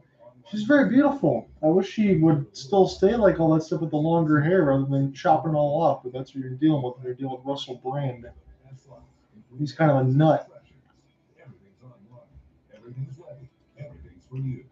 So whenever you're feeling playful, head to Jackpot City and you'll be endlessly entertained. Jackpot City, casino games perfectly made for you. Hey, boys, come out of construction here.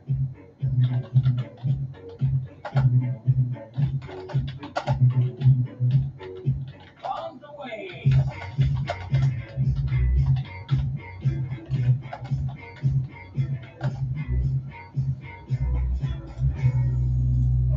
We get that. See me? Yep. Always a good time and always a great deal. That's a Hillcrest. Golden Knights without their captain. Mark Stone left Thursday's game against Florida after 4 shifts, less than 10 minutes, with no discernible play in which he might have suffered from injury. But actually, speculation focuses on his back. The Storm missed 45 games last season. Eventually, he had back surgery in May. Without him, the Knights had 12-13-1. So I wanted to just go ahead and throw this out there. So 12-13-1 without Mark Stone. So they said that he left during the Florida game over their last win, but there wasn't an injury designation. They thought maybe something was happening, so he was not listed. So because there was nothing, I had nothing to be able to deliver to you as far as my side of the game. So no captaincy, no Mark Stone tonight. Hopefully he will be okay, because as Sportsnet eloquently said, he had one of those situations where there's been a lot of back issues. So we hope that's not the case. He's been listed right now as week to week, so that scares me immensely if you're a Golden Knights fan on that side, because Mark Stone is one of the best in the business as far as a two-way forward is concerned. Connor McDavid wins the defensive zone draw, and Leon Draisaitl will try to chip and chase this across the wall, as this will get picked up momentarily. And now collected Connor McDavid, able to get this one to Hyman. Hyman tried to wrap it last time. He tried to do it again. This one got blocked out in front. Ceci with the bomb. This one gets deflected off for a couple of Vegas players, and down, I think, is Alex Pietrangelo. That went off of his left leg. as you get a shot of the CBC side of Mandalay Bay, the Delano Hotels. Everything is beautiful in Vegas. And there's also a McDonald's, Golden Arches on that side. Where is there not a McDonald's? That's the question. So Alex Pietrangelo was a Cody Ceci shot. Oh, he got that one right in the left part of the leg after deflection. That does not feel good. There's not a lot of padding down there, not a lot of protection. And he dropped like a rock, and he was skating slow to go to the players' bench. So picked up by RNH. He splits the defense. Now he's going to ride the right side wall trying to get a tip, and that one just has Logan Thompson look ahead toward the right side post. We'll see if Vegas can get the next goal. They got the next goal when they were down 2 to get within 1. They're down 2 again. They're going to probably need this again because if Edmonton takes to a 4-1, especially without Mark Stone, that could spell trouble. So Korzak going to let one go through the screen. This one misses. Chandler Stephenson trying to get around RNH and Yanmark as he's taking a couple of hits. This can't get sent along the left side wall from the left side blue line. It picks it up as Cotter. He whipped on the pass really badly, and Vegas had to settle back up into the neutral zone. Jack Eichel tried to make a move, but he couldn't beat the defense, and now here's an opportunity for McLeod. Now Costin. Costin will hold, take his time, leave this one here for Bouchard. Into the traffic, and Thompson saw it all the way. It was routine. There was nobody in front of him. 8:28 left to go in this second frame. John here with you from T-Mobile Arena. We're at the Fortress. It's Edmonton on the road off the back-to-back. They had a big-time beating on the San Jose Sharks in, what was it, a 7-1 win last night? And now they're up 3-1 against the Vegas Golden Knights. They're trying to build something to feel good about themselves. And this is a good scoreline right now for Edmonton, regardless of Mark Stone being available or not. This is big time. 53 shots Wednesday versus Anaheim, tied for most road game in club history. 53 shots. So there you go. The offense is feeling good right now. And when the offense is feeling good, that allows everything else to kind of fall in place.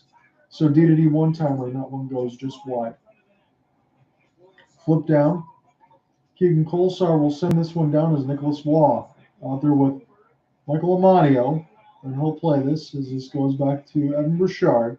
Bouchard lost it, but here's a chance for Philip Broberg, and he'll flip this one down. Broberg 3 assists plus 6 in the last 5 games. As this is Will Carrier down the left side wall, powering his way through, and he got dunked down. No call. The fans wanted, they're up in arms. They thought he got tripped. He was powering his way to the backhand right to the net.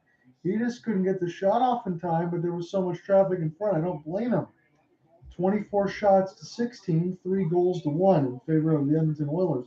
So Carrier off the replay, he's making his way to the net. I don't know if he bumped Jack Campbell or he just lost a footing, but there was so much traffic in front of him. It was Broberg, it was Bouchard. He just couldn't get the shot off in time. 7:37 left to go in the middle frame. Career high 11 goals for William Carrier this season. Offensive zone draw. Pietrangelo will get this one across. Jack Campbell bobbled it a couple times, but it fell right in the breadbasket. We'll do it again. And let me go ahead and pull up my depth chart lineups on this side, and we'll go ahead and check the YouTube side just in case we have any questions. What's going on, Mist? How are you doing? Yes, I do. Hopefully you're feeling much better on this side because Edmonton is playing pretty well.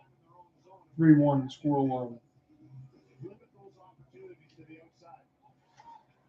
Picked up by Ceci on the defensive zone draw, but Vegas able to keep this in. We'll see how long, though, as this goes out of Connor McDavid.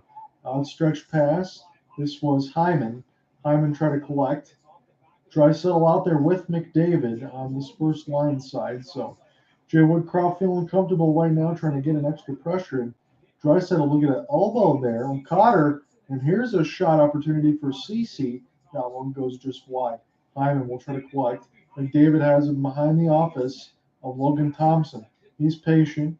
This gets picked up by Haig momentarily. It's a race for the puck. It's won by McDavid. He used wonderful body positioning to score on the right side boards. And now Eichel will flip it in across the red line. This is touched by the stick of Jack Campbell. And now Darnell Nurse turns it over, but nobody was there for Vegas. They were caught on a line change. That would have been a big-time opportunity for the Golden Knights. Keegan Kolesar gained the entry, couple extra moves, gets the shot on, and that one goes just wide toward the left side wall. Vegas will collect off the end boards, the post, and in! Off the rebound, it's Paul Cotter! 3-2! 6:21 left to go in the second. Paul Cotter gets Vegas back within one. And it started with a really awful pass by Darnell Nurse. It was a back pass. He wasn't looking. He thought he had teammates in front. And then it started with Vegas just getting some puck possession. It went off the left side bar with the shot for Kessel. And then it got picked up by Paul Cotter. He stayed in. He got around the check of Cece and behind the office. He picked up Kessel's rebound off the left post and backhands it in. And Vegas is now back within one. It's 3-2. 6:05 left to go in the middle frame. Cotter with his 6 at the 13:39 marker. Here's a 2-on-1. Scores! Edmonton comes the other way and puts it right back in. 4-2. Clem Costin of the 2-on-1. And boy, has he been hot as he scored this latest goal. So maybe 15 seconds later, this gets played to the left side wall. Costin off the 2-on-1. Again, this is the second 2-on-1 opportunity that Edmonton was able to catch Vegas sleeping. He just fires the wrist shot toward the left circle low, and it goes in past Logan Thompson. No chance to make the save.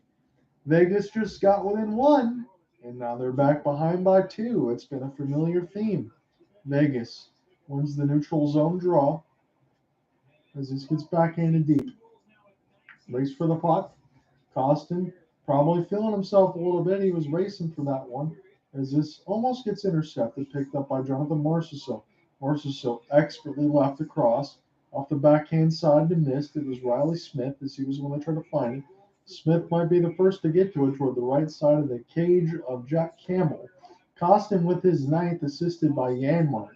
T.S. Janmark has had an excellent game right now for the Edmonton Oilers. Again, I can't always talk about Draisaitl and McDavid.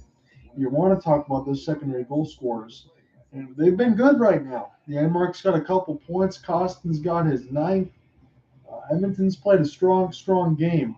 I understand they've taken advantage of a couple 2-on-1s, but that's on Vegas. Can't give those up. Not against Edmonton. They can make you pay. RNH against William Karlsson, and RNH will win the draw. It's 4-2. Picked up here off the turnover. Wraparound attempt as Eichel tried to get to it. Eichel does off the backhand now. And now will be a chance for Tyson Barrie off the screen. Now toward the right side faceoff dot. Edmonton trying to get this on their own end. RNH as a penalty hand is up in the air. Vegas goes to the power play. We'll see who the guilty party is going to be.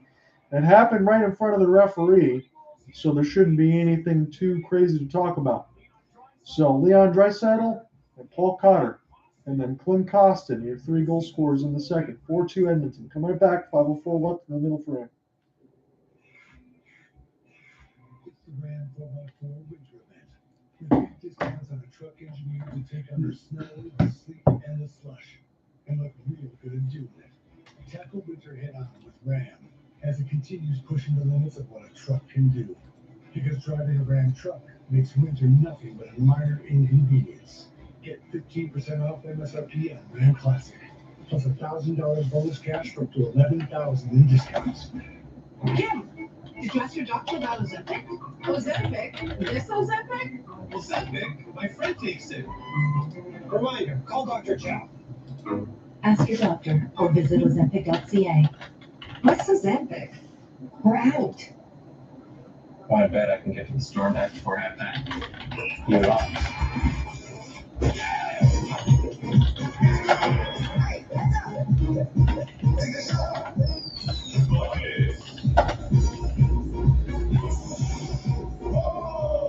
He's gonna be late. Drop it. Drop it. Think you know what way it's gonna go? Sports Interaction.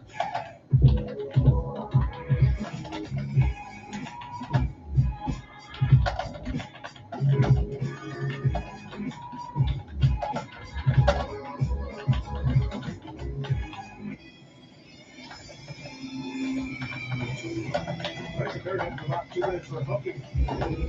Right before that commercial timeout, as this puck goes to the corner, he just gets his stick up in the hands a little bit of Reilly Smith, who's in that battle for the puck. Didn't have the puck on his stick, he was going to the puck. That's the call. Didn't like it too much. Had a little conversation all the way to the puck. Second power play for Vegas going next. Not sure if I like that. Barrie himself was shaking his head in frustration. Vegas Golden Knights 0 for 1 for the Mariners so far tonight, just the one shot on net, but a chance to. Back into the action right now. It's 5:04 left to go in the second. Vegas on the power play. They just conceded another one against Karlsson for Edmonton. It's a 4-2 lead for the Oilers. They're trying to get back within one more time. Every time they do, Edmonton comes back and scores again. 0 for 11 in their last 5 games in the power play against the Edmonton Oilers. Outstretched pass is to be picked back up by Marchessault. Now it's Eichel. Eichel going to take his time as this goes across the red line side. Picked up now by Cody Ceci. Ceci will try to win this battle. But here's Eichel toward the right side, and Alex Pietrangelo will try to jump in. Eichel with a cross pass. Campbell got a piece of it with the stick. Marchessault will get it back. Here from Reilly Smith. They try to find Reilly Smith now as there is a battle. This cannot be held in. Vegas got a little bit discombobulated there as the Edmonton pressure on that back check forced them to not keep that spacing. Pass went out. 50 seconds left to go on their power play. Well, this is their second one of the game as this gets played off the embankment. And now this goes back to Eichel. Eichel going to want some other reinforcements on the offensive side change. And this gets picked off. It's Nicholas Waugh. He's out there as well. He tried to get this toward the right side wall. Now toward the blue line side. This will go back. Karlsson. He leads it back off the backhand with conviction. One-timer. And this one gets whistled wide, and this can't be held in. 20 seconds left to go on this power play side. Kessel. Now Karlsson. Karlsson across the Golden Knights logo. They gain the entry off the red line. This is much ado about nothing right now on the Vegas power play. Nothing going on. RNH does get held in by Vegas. And now Karlsson into the traffic. That one buzzed the tower of Campbell, but it went above the right post. Vegas will collect. They're trying to get through against the neutral zone again. Hold toward the right side of the wall. They gain the entry. Kulak will cancel them off, though. Picked up here. Matthias Janmark got a couple points in this game. A goal and an assist. Vegas will try to break out now. It's a 2-on-2. They're going to rattle this along the wall. Picked up now off of the backhand feed and off the back part of the pass as this gets picked up now by Korsak, and this gets blocked off the shot. Now Janmark will dump this in. He's going to win the chip and chase and get this toward the left side of the boards. Vegas now will try to go left to right in this second period as this is a chance for Cotter. They'll pick it back up out of the Vegas Golden Knights toward the right side wall. Lost it as this gets taken away by RNH. Draisaitl also out there as well. Hyman might have got a tripped in there a little bit, but that was not called. And Draisaitl will watch this one go all the way back to Tyson Barrie. Tyson Barrie now leaving for Bouchard. $1:50 left to go in the second. Bouchard, take his time. We'll go ahead and gain the entry. Logan Thompson will play a safe pass in behind his net, but this does get turned over. Kulak trying to make something happen out of it, but Reilly Smith will collect in his own end. As Vegas was being due diligent, they had to peel back. And now is a chance off of a partial break. That was Hyman off of a McDavid feed. And now Hyman has it in behind the office. Vegas has been careless over these last couple passes. It goes D to D. And they try to get this one right to Kulak. They couldn't do it. Vegas, long outstretched pass for Eichel. Eichel will get this one in to Michael Amadio. This goes around the boards, and Edmonton will collect now.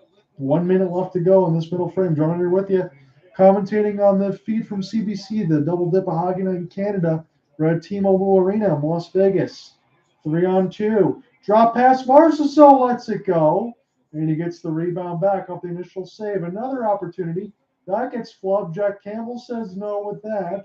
And now picked up by Marchessault as Alec Martinez try to find it. Martinez, Karlsson scores! That one gets set up, and that one gets knocked right down like a bowling pin, right in the middle of the slot. William Karlsson on the one-timer, and it's a 4-3 game as Vegas try to get back in this one. So for Jack Campbell, I don't know if I'm going to necessarily blame him on that one, but an opportunity to get back-to-back starts. Maybe an opportunity to instill some confidence in Ken Holland, Jay Woodcroft, and the rest of your teammates.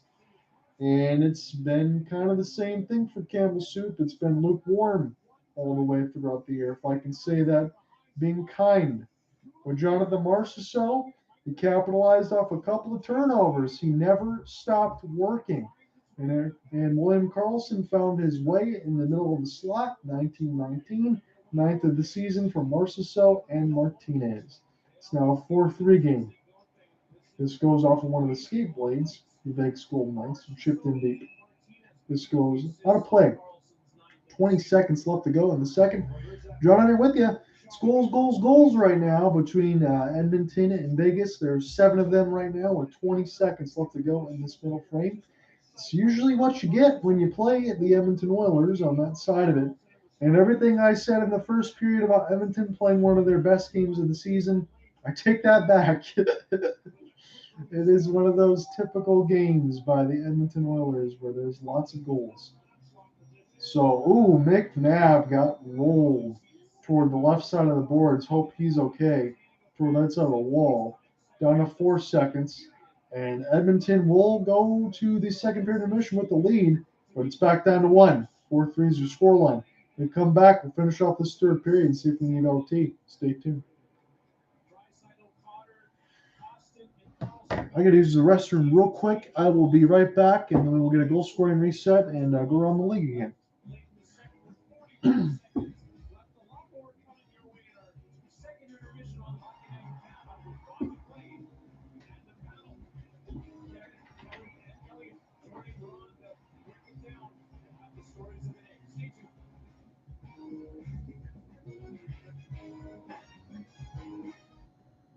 Closed captioning brought to you in part by Boston Pizza. Pasta Tuesday prices are in play every day this January, starting at just $10.99. Only at Boston Pizza. Hey, what are we doing for the Circle Olympic Cup this year? As much as we can! That's good! What about the eating clothes? That's good. Washing cars? Got mom and ice cream?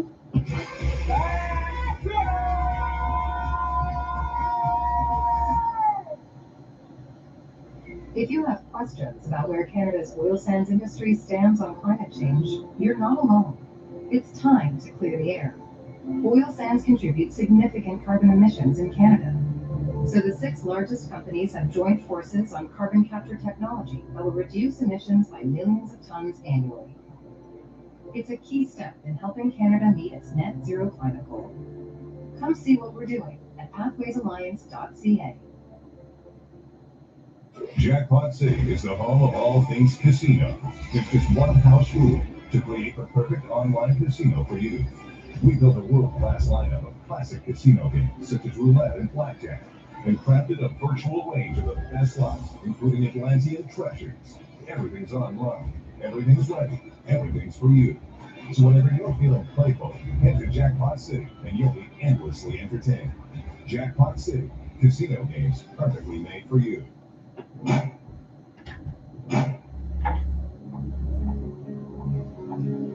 At Greg Monforton and Partners, we've seen thousands of wrecks, but everyone is different. These aren't cases to us, these are people's lives. We use our resources to secure the best experts to prove your case. That's on us. You don't pay unless we win or settle your case. Call us, Greg Monforton and Partners. We can help. All right, boys, who are we going to thank today? Allison, she does it all. She's a cancer survivor, she's the best team president, and she's my mom. Well, let's give her a Yeah, I missed it. It's one of those times where this is just one of those games. I said it in the first period, and I thought that the Oilers actually played one of their better first periods. they had the lead, they felt pretty good. But now this is one of those times you're in Vegas now, and you're throwing money down on the table, and it's just flying everywhere. It's chaos. That's what it feels like right now when I'm commentating this game. 7 goals. And thank you for updating that scoreboard on that side. So try to just take it all in and hopefully don't have a brain aneurysm on this side, because when I watched the game earlier with my broadcast partner, but I know he's a Calgary Flames guy, it was the Flames at a 6-1 lead. It ended up being a 6-5 game. And I thought he's probably feeling the way you're feeling right now in that comments section. Vegas scores late in the first 18:46, and at 19:18 of the second period, William Karlsson cuts it to 4-3. Edmonton through the heavy. So I'm going to go ahead and grab the rest of these goals, and then we can get our reset. Because I'm going to have to do this for my story. It tastes good. Okay. This Karlsson on the floor for eyes everywhere. This Karlsson goal, let's play the game. Whose fault was it? As we roll the clip. I said Kelly's. No, just kidding. So this is the end of the period. It's tough goal to give up. And on first glance, there's 3 guys in the vicinity. It's Kulak, it's Poyarvi, and it's Fogle. And Karlsson's going to shoot that puck right in that pocket there. Now, on second look, he's going to skate into this pocket. And it's a shared responsibility because he's a third forward between Poyarvi, Fogle, and then Kulak can't extend too much. Everybody is kind of aware of it. When it happens, bang, bang, and he skates into that pocket, I think that's one where you tip your cap. And it's a great shot. You tip your cap to Vegas, they made an unbelievable play there. Well, and tip your cap to Draisaitl for that release. You know, we talked about in the first intermission that hand-eye coordination, incredible for his 25th this season. Watch this release. Ryan and Louie were talking about it. It appears to me he has no interest in passing to Merce at any point. He knows that he is going one-on-one with the goaltender, and you can see how Thompson really didn't have any time to react to that incredible release. The RNH line, Kevin, has really been effective. Yeah, and they have their footprints all over this, fingerprints, handprints, whatever you want. They have prints all over this game, and all 3 of them factoring on the score sheet. And this is early here. This is Yambar playing against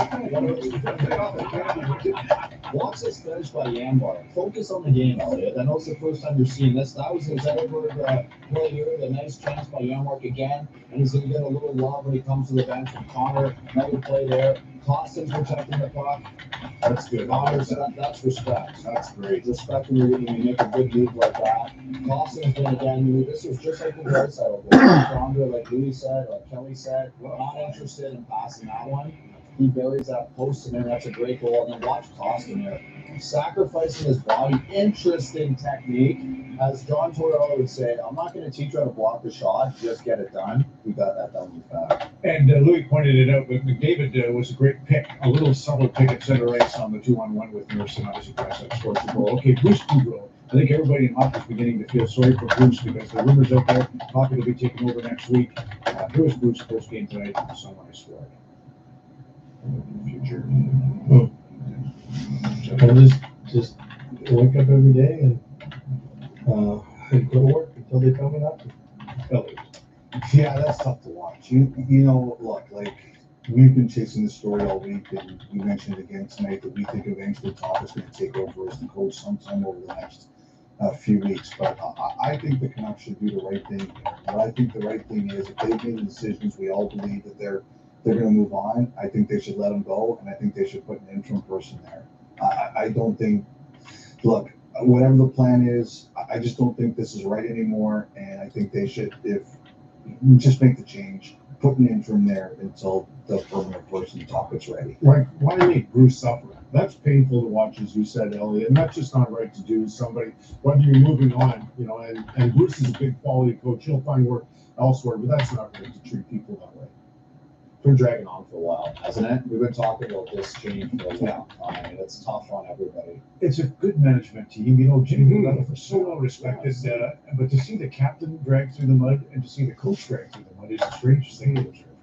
So yeah, really different. You know what, Ron? I think what happens is you get to the point where you say we want to make all our changes at one time, and I understand why teams think like that, but then I think also gets to the point where you're starting to, I guess, people in the room see it as harm and people outside see it as harm. I think we're at that point, and I think you just got to make the interim move now. Okay, let's do a couple of highlights, and then I want to touch on the legacy of the Viking Cup. It was an excellent international hockey tournament staged annually in Camrose for years in Alberta. Let's go to the New Jersey highlights first. All right, unbelievable team on the road this year, 16-2-1, and they go down early in the first. Kings up 1-0. This is Thomas Tatar banging home a rebound to tie the game at 1.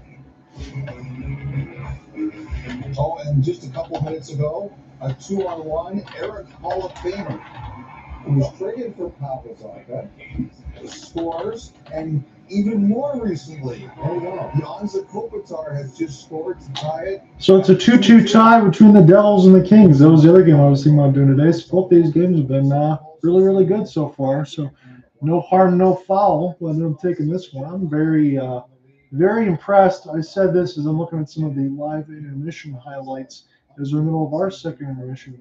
Seattle Kraken 7-0 on the road stand.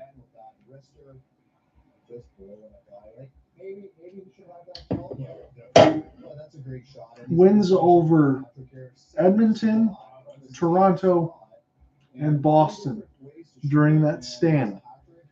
I did the Buffalo game on Monday wearing the Matty Beniers jersey, courtesy of my broadcast partner, Cooper Hopkins. And yes, I sent him the check in the mail. And yes, he finally got it, of the Matty Beniers that was across there. So Mist has put the score in there. Kayla, it's a 4-3 lead for the Edmonton Oilers.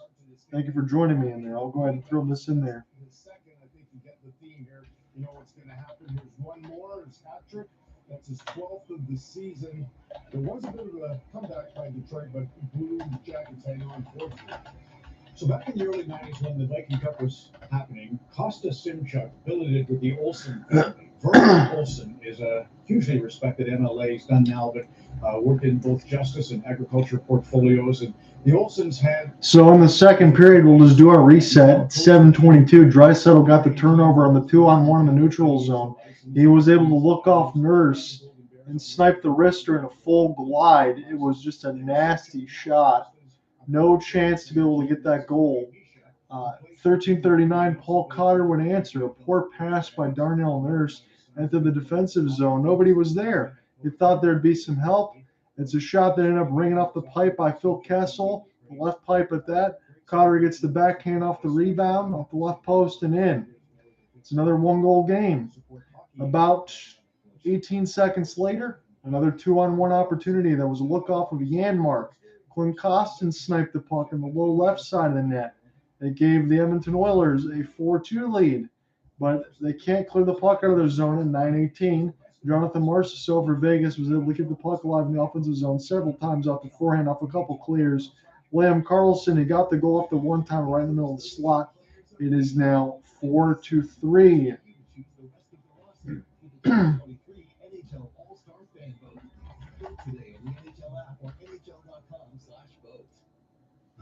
You are Lord Adam. Everyone's lost hope against thee and coming to destroy us all. Wow, you know what? How do you do it? Believe in yourself. All episodes now streaming. You have to live. You have to live. Sorry, Tyson. That's a sign. You never read this anything you like. You'll remember this stuff. You gotta fight it. Wait a minute. Oh, snap. Dallas just covered the spread. We got the one. Jamie, could you just thank you? You're right. Hold on. Where was I? Oh, I'm dying. Let's go. Goldstein DiBiase Injury Lawyers have an excellent track record in helping people obtain long-term and CPP disability benefits. For a free consultation about your insurance rights, call or visit gdmlawyers.com. Since the dawn of game, a rivalry has divided men, and Team Smooth chooses Gillette Labs with exfoliating bar. Effortless shaving in one efficient stroke with a lifetime warranty. Choose your game face. Hi, I'm Megan. And I'm Marianne. And we have achieved Grandmaster status in positive counselor sales leadership. Hi, my name is Nancy. I achieved the Council Sales Leadership Award. Hi, my name is John Schneider. I've been recognized as a Grandmaster. So I'll give you enough time here to do a quick little score reset around the league. So let's do that really quickly. We'll start with NFL side, actually, see if that stuff's done. So the Jaguars, they got the win over the Chargers. So for all the fans locally here on the Lions that were upset about why are they in, because we're not. Jaguars beat the Chargers 31-30. They outscored the Chargers 11-0 in the fourth quarter to win 31-30.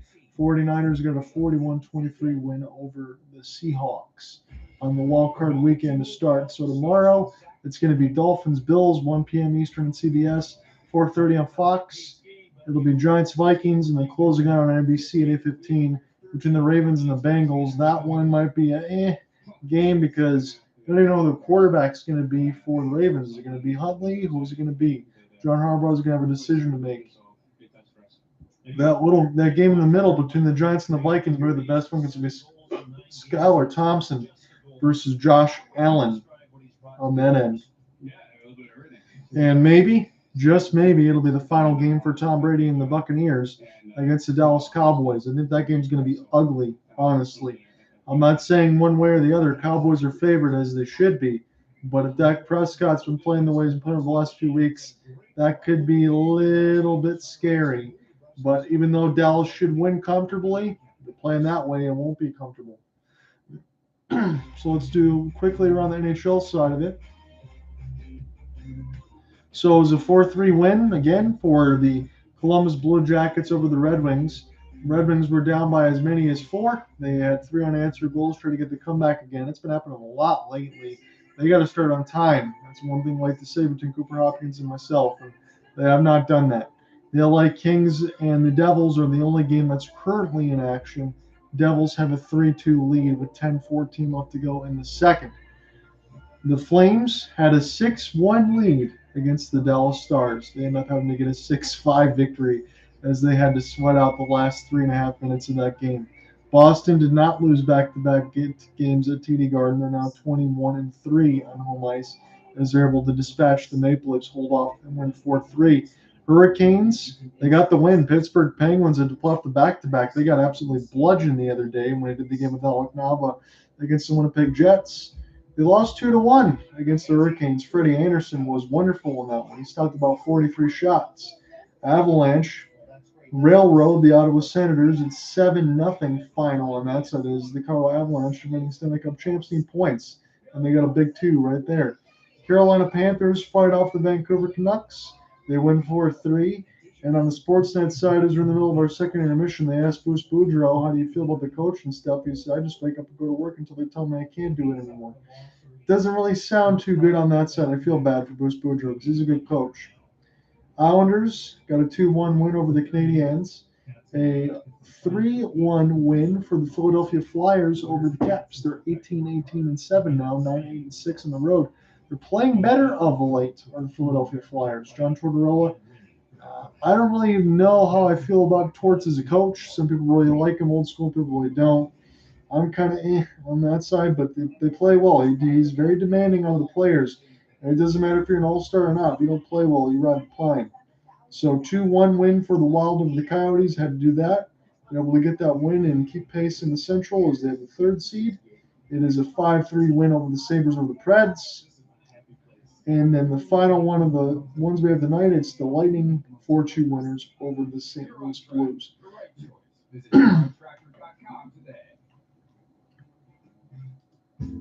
So if we take a live look, and I'll refresh this here just to make sure I haven't had this up too long.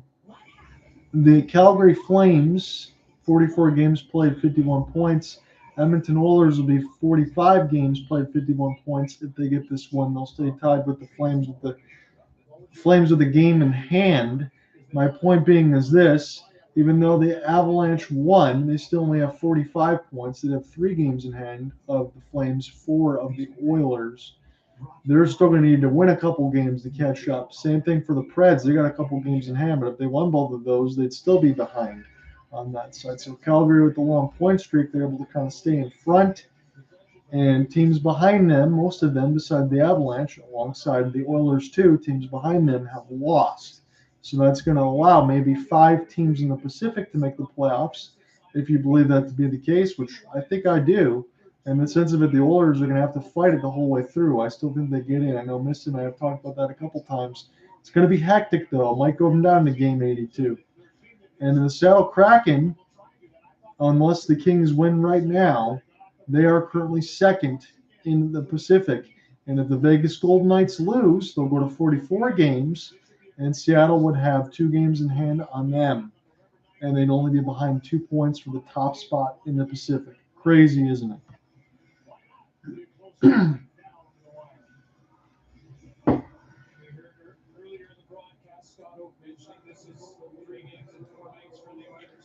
So third period action now underway. It's back to a 1-goal game again. We've had 7 goals across the board.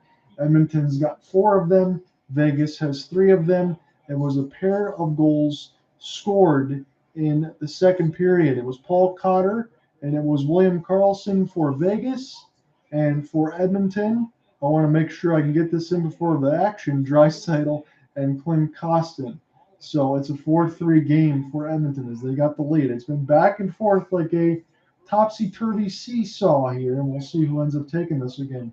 No Mark Stone. They might be saying he's battling a little bit of a back injury. He had that yesterday against the Florida Panthers when Vegas got the win. The problem for me going into the broadcast, I wasn't able to mention it right away because he did not have an injury designation.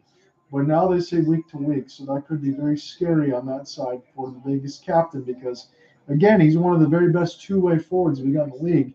As they show Connor McDavid trying to shoot a shot out of the air one-handed and put it in the net. He can do everything. So this goes back to Haig. This one will get blocked, picked up by Eichel, but he's offsides. 19:08 left to go in third. 4-3 lead for Edmonton over Vegas. We're at T-Mobile Arena. John, I'm your play-by-play man. Game story going to follow at hopelesssportsguy.wordpress.com. My next broadcast will be on Monday when the Seattle Kraken take on the Tampa Bay Lightning. That'll be 4 Eastern. And then Wednesday, I think, we'll follow the Flames and the Avalanche. I want to take a couple times during the off day to finish off the article I'm working on. Stephenson cross pass. Campbell was down, but the puck never got there. It was an opportunity for Reilly Smith to finish it off. And that was a close call. Cleared all the way down the ice. So the Oilers have iced it with 18:45. Darnell Nurse, the guilty party again. All he could do in that situation was just trying to make sure nobody else in front of him get a piece of it. So Stephenson's pass got deflected by Nurse right toward the right side of the blue paint. Eichel was on the doorstep, and Nurse denied Eichel a clear 4-4 tying opportunity. Bomb shot. That one gets held in the stomach of Jack Campbell. That was Braden McNabb with the blast right off the draw win. 84 miles an hour, that last one, as we're looking at the double dip of Hockey Night in Canada. I'm watching this on the CBC side, so unfortunately on the YouTube side, I can't relay the video feed. Otherwise, I would get a complete block and we'll be able to do any of these again, but I'll give you the complete play-by-play. Let me know if you have any comments, questions, and concerns. So face-off win off the tie-up by the Edmonton Oilers. Holding up the up stick on the left side between Xbox and PlayStation. This gets picked off now, Draisaitl. Back to McDavid for the one-timer, but this goes at the right side of the cage. This stays in for tip opportunity backhand for Hyman, and that was solved by Thompson. 18:23 left to go in third. Good contest. 7 goals in this game, 4 for Edmonton, 3 for Vegas. So once this game is done, I'll have the game story with the complete broadcast. The broadcast will be on this side of the recorder, so I won't have any extracurricular during the commercial breaks. Logan Thompson, he's the lone all-star. For Vegas, it's Connor McDavid. Obviously, for the Edmonton Oilers, it'll probably be Leon Draisaitl in the Pacific Van Boat. You get 2 forwards and 1 goaltender. I can't imagine it being anybody else. But it depends on whether or not all those guys will go, because if not, they're substitutes on the other parts of the boats. So picked up now, McDavid. We'll get this toward the left side dot, because this gets collected. Haig will get this one down. As Carrier, he kind of got bodied up, and then one of the Golden Knights behind there took a tumble toward the left side of the pass. Cross-ice pass, gets around Leon Draisaitl, but he's been all over this puck and open side of the right boards. Vegas, it looked like 17:40 left to go in this third. John on here with you on the play-by-play side. It's been a lot of solo assignments this week. Hopefully next week that will change a little bit. As this is trying to get picked up by Paul Cotter and now Nicholas Waugh. Get this across here for Waugh. Cotter on the doorstep. And that fell right into the catching glove of Jack Campbell. As Cotter got smoked toward the left side of the crease, and he was working with Ryan McLeod on that side. As Cotter was right there, and then Descharnais got a little bit of a cross-check in the back of Cotter, but that's what you got to do. You got to clear that puck out of the way. Get away with it or not, that's the question. You got to clear that puck out for your netminder. So here's a chance for RNH off the draw. He wins it clean for Edmonton, and they'll get puck possession. Tyson Barrie will try to send this around the embankment, and now they'll go D-to-D with Kulak. Overskated off the back end of the skate, and picked up now by Vegas across the red line as Edmonton gives up puck possession. Sometimes you just overskate it, it happens, and this will go back to Kulak to Barrie, and we'll take it. Picked across the right side wall.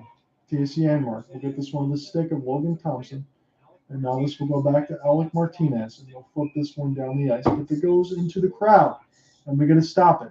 16:58 left to go in the third. It's a 4-3 lead for the Edmonton Oilers as we get a commercial half and half.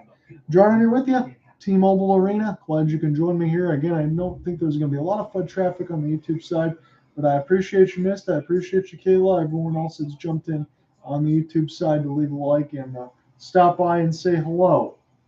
16:58 left in this third. Draisaitl going to get set to take the draw. McDavid, he's going to play on the off wing.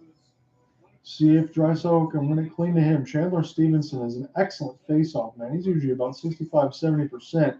He wins that one clean. Past Draisaitl. Stephenson, pass goes down, but no icing. Jack Campbell wanted to wave it, but no, it's not. Darnell Nurse catches this in his own end. Long outstretched pass for Hyman, and that one is iced. It's the fourth time the Oilers have done so, second time in this third period.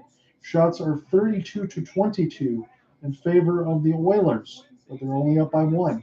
Logan Thompson has not had his best game, but I will say this. A couple of those 2-on-1 opportunities, whether it was Leon Draisaitl a couple times or Clint Costin, those would have been very difficult to stop as they're showing a look at the water fountains in Vegas on the Sportsnet side. Very beautiful, and it feels like a very much different slice of life down in Vegas. You can get blinded by all the bright lights. I certainly did in my one visit before COVID when I watched the Red Wings beat the Golden Knights a few years ago during March Madness. Anthony Mantha scored the game-winning goal, so that tells you how much different the rosters look. Steve Eisenman has changed things quite a bit.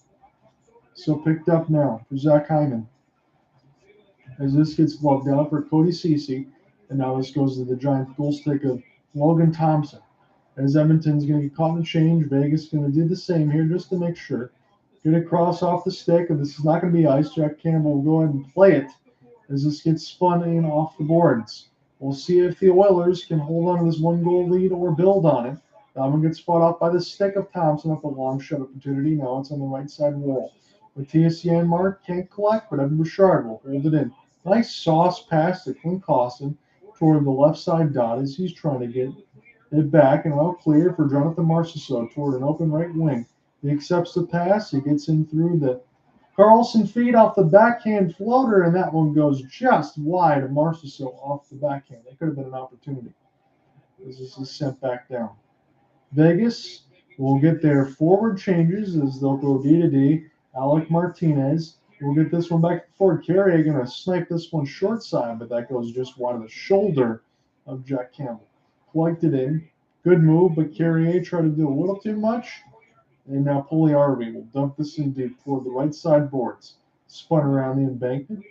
And Edmonton will slap it back down. As Thompson will watch this one sail across the right side wall. This gets turned over. And Pugliarvi's shot gets swallowed up by Logan Thompson. 14:53 left in the third.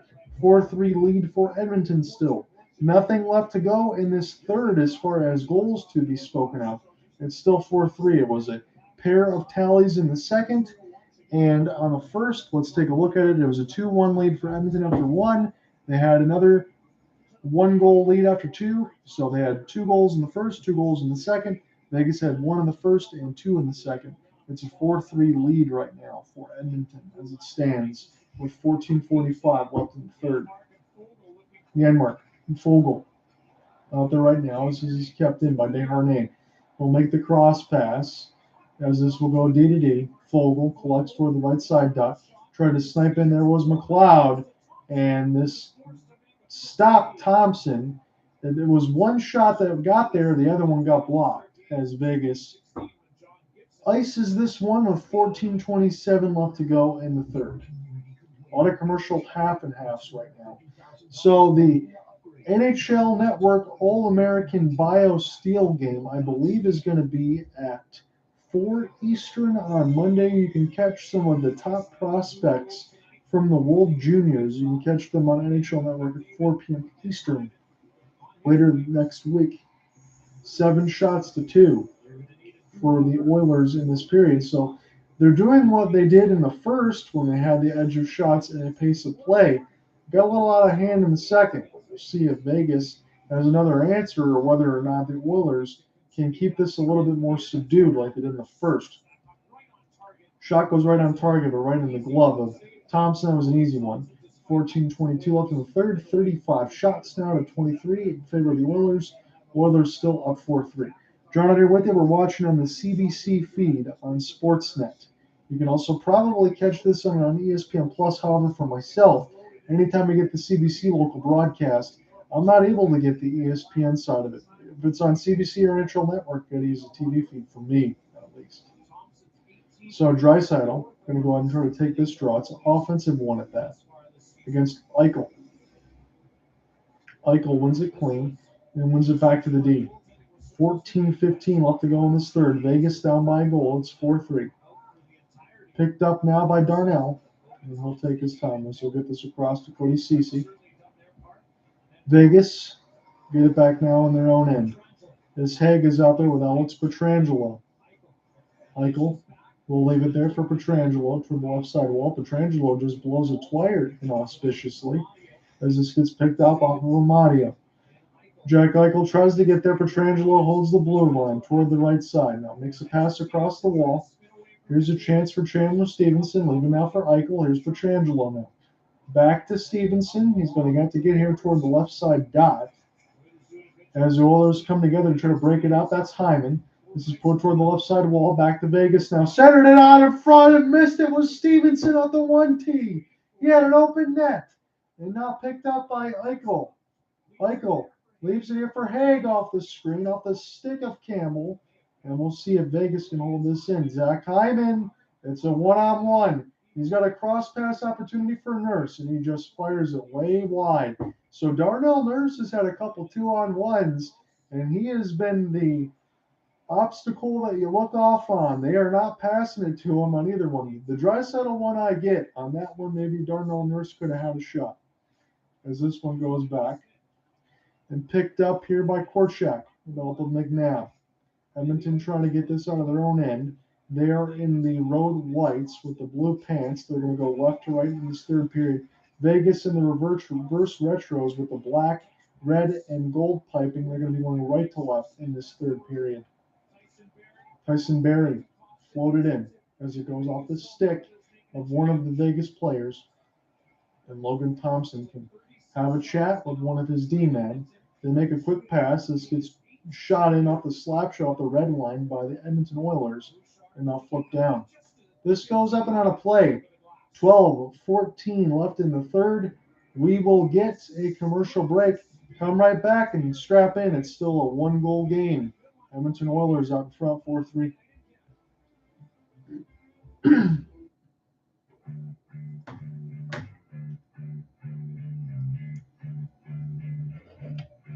War keeps its head on a swivel.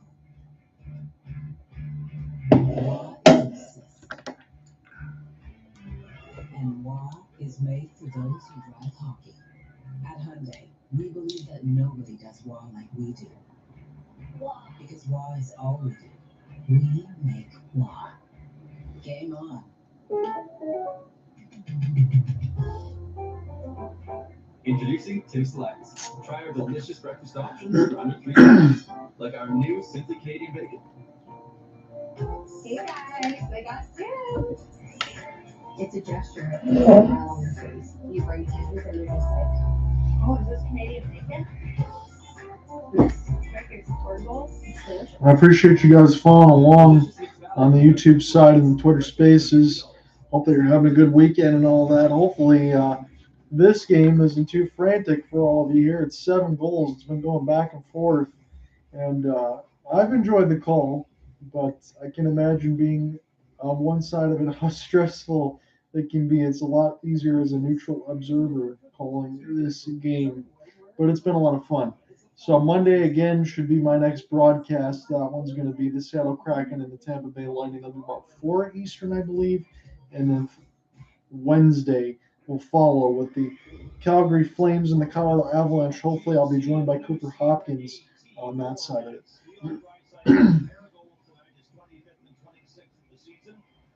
We'll figure out the rest of the schedule as we go along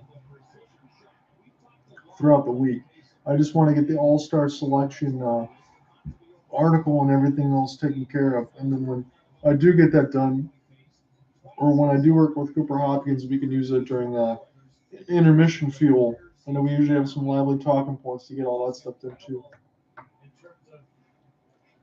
Back in the action, as this is picked up in the catching glove by Logan Thompson. It was cleared across the red line by Edmonton and right into the glove of Logan Thompson. Again, he's the lone All-Star representative for Vegas. The fan vote stuff is not out yet officially, but you think you're going to get 2 of them from Edmonton.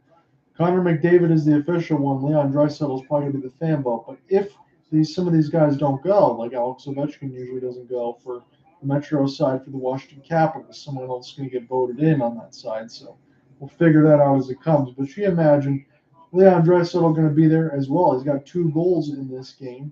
Helped Edmonton to a 4-3 lead. That's where we are right now against the Vegas Golden Knights with 12 minutes left to go in the third as this gets gloved down. Reilly Smith will clear it. And I was looking for Phil Kessel on that pass. But Edmonton will pick it up now. It's full of Broberg, try to play a touch pass to Evan Bouchard. And now Logan Thompson will watch this go around the inboards as he gets back in the net, holding on the left post.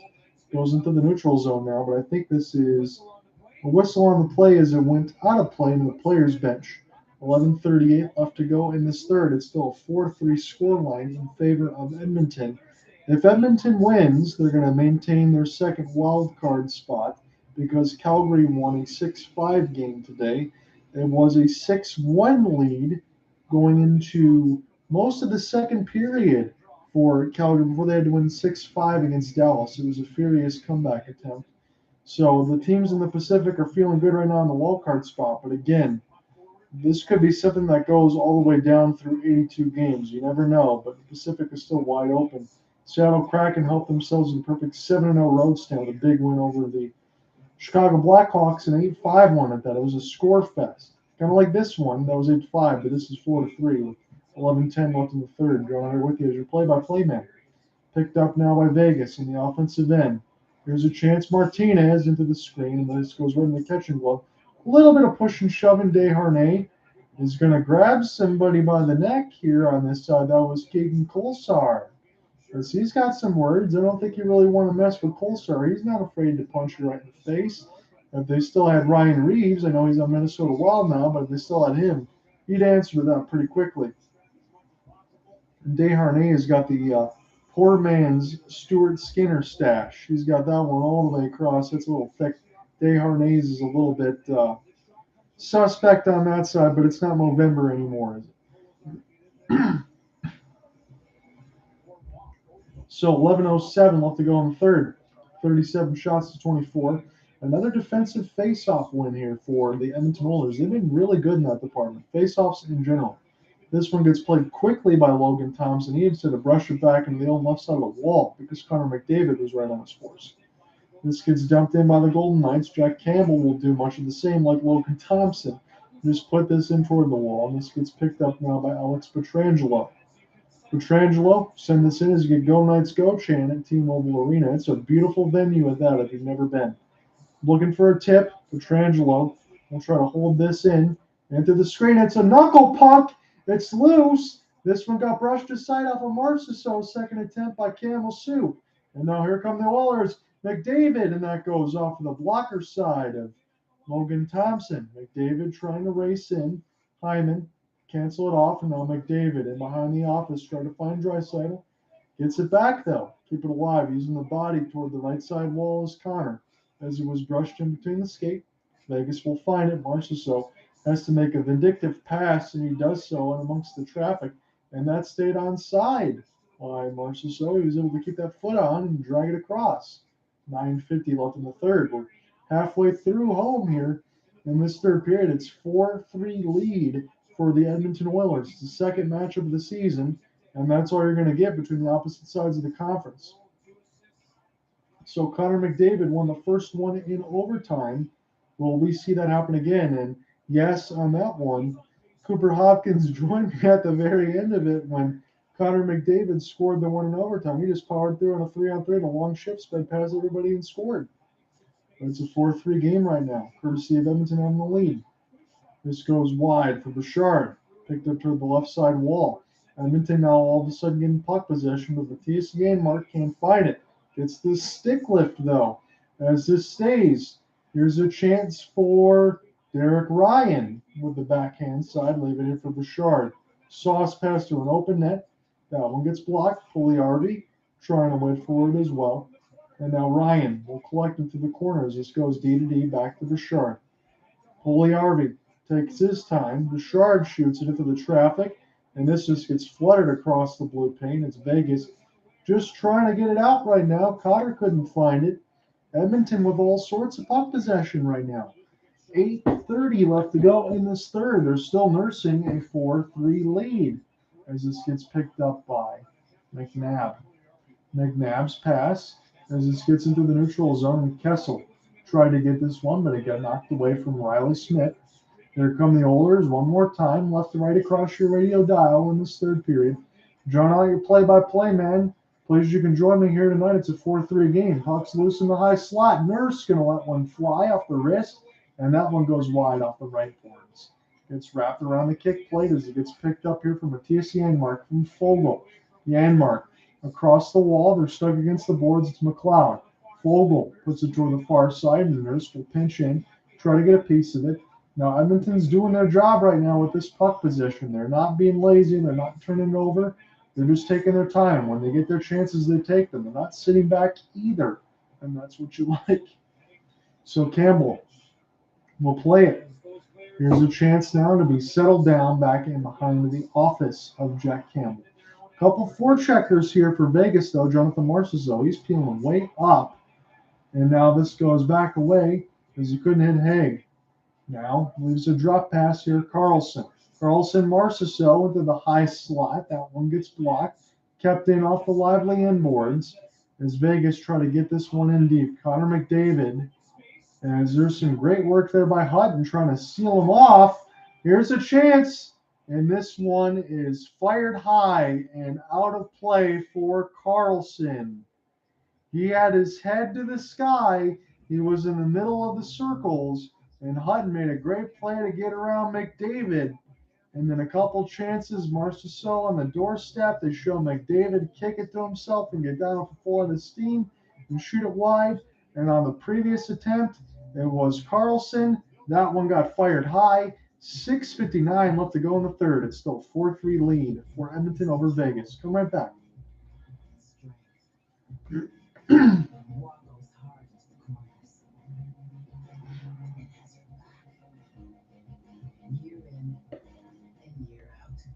Wah is a winner, and Wah is quality you can trust. Nobody does Wah like we do, because at Hyundai, Wah is all we do. We make Wah.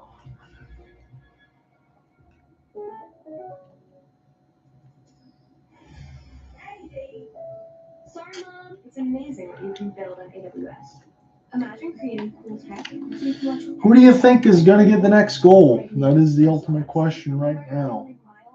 I mean, we could say the obvious between McDavid and Draisaitl. I won't go that way because it's just no fun to do that on that side. I want to pick some other names that you may not think of. How about, I'm going to have to look at the Edmonton Oilers roster side of it. How about, I'm going to go ahead and say Tyson Barrie. I've liked some of the game that he's had, especially offensively. I think maybe he'll get one in for the blue line side. And for the Vegas Golden Knights, I'm going to go with. Results matter. If you've been in an accident, check out our results at great1sport.com. I'm going to go with William Carrier. Paul Cotter also scored on that part of the line to the blue line, so I go with William Carrier.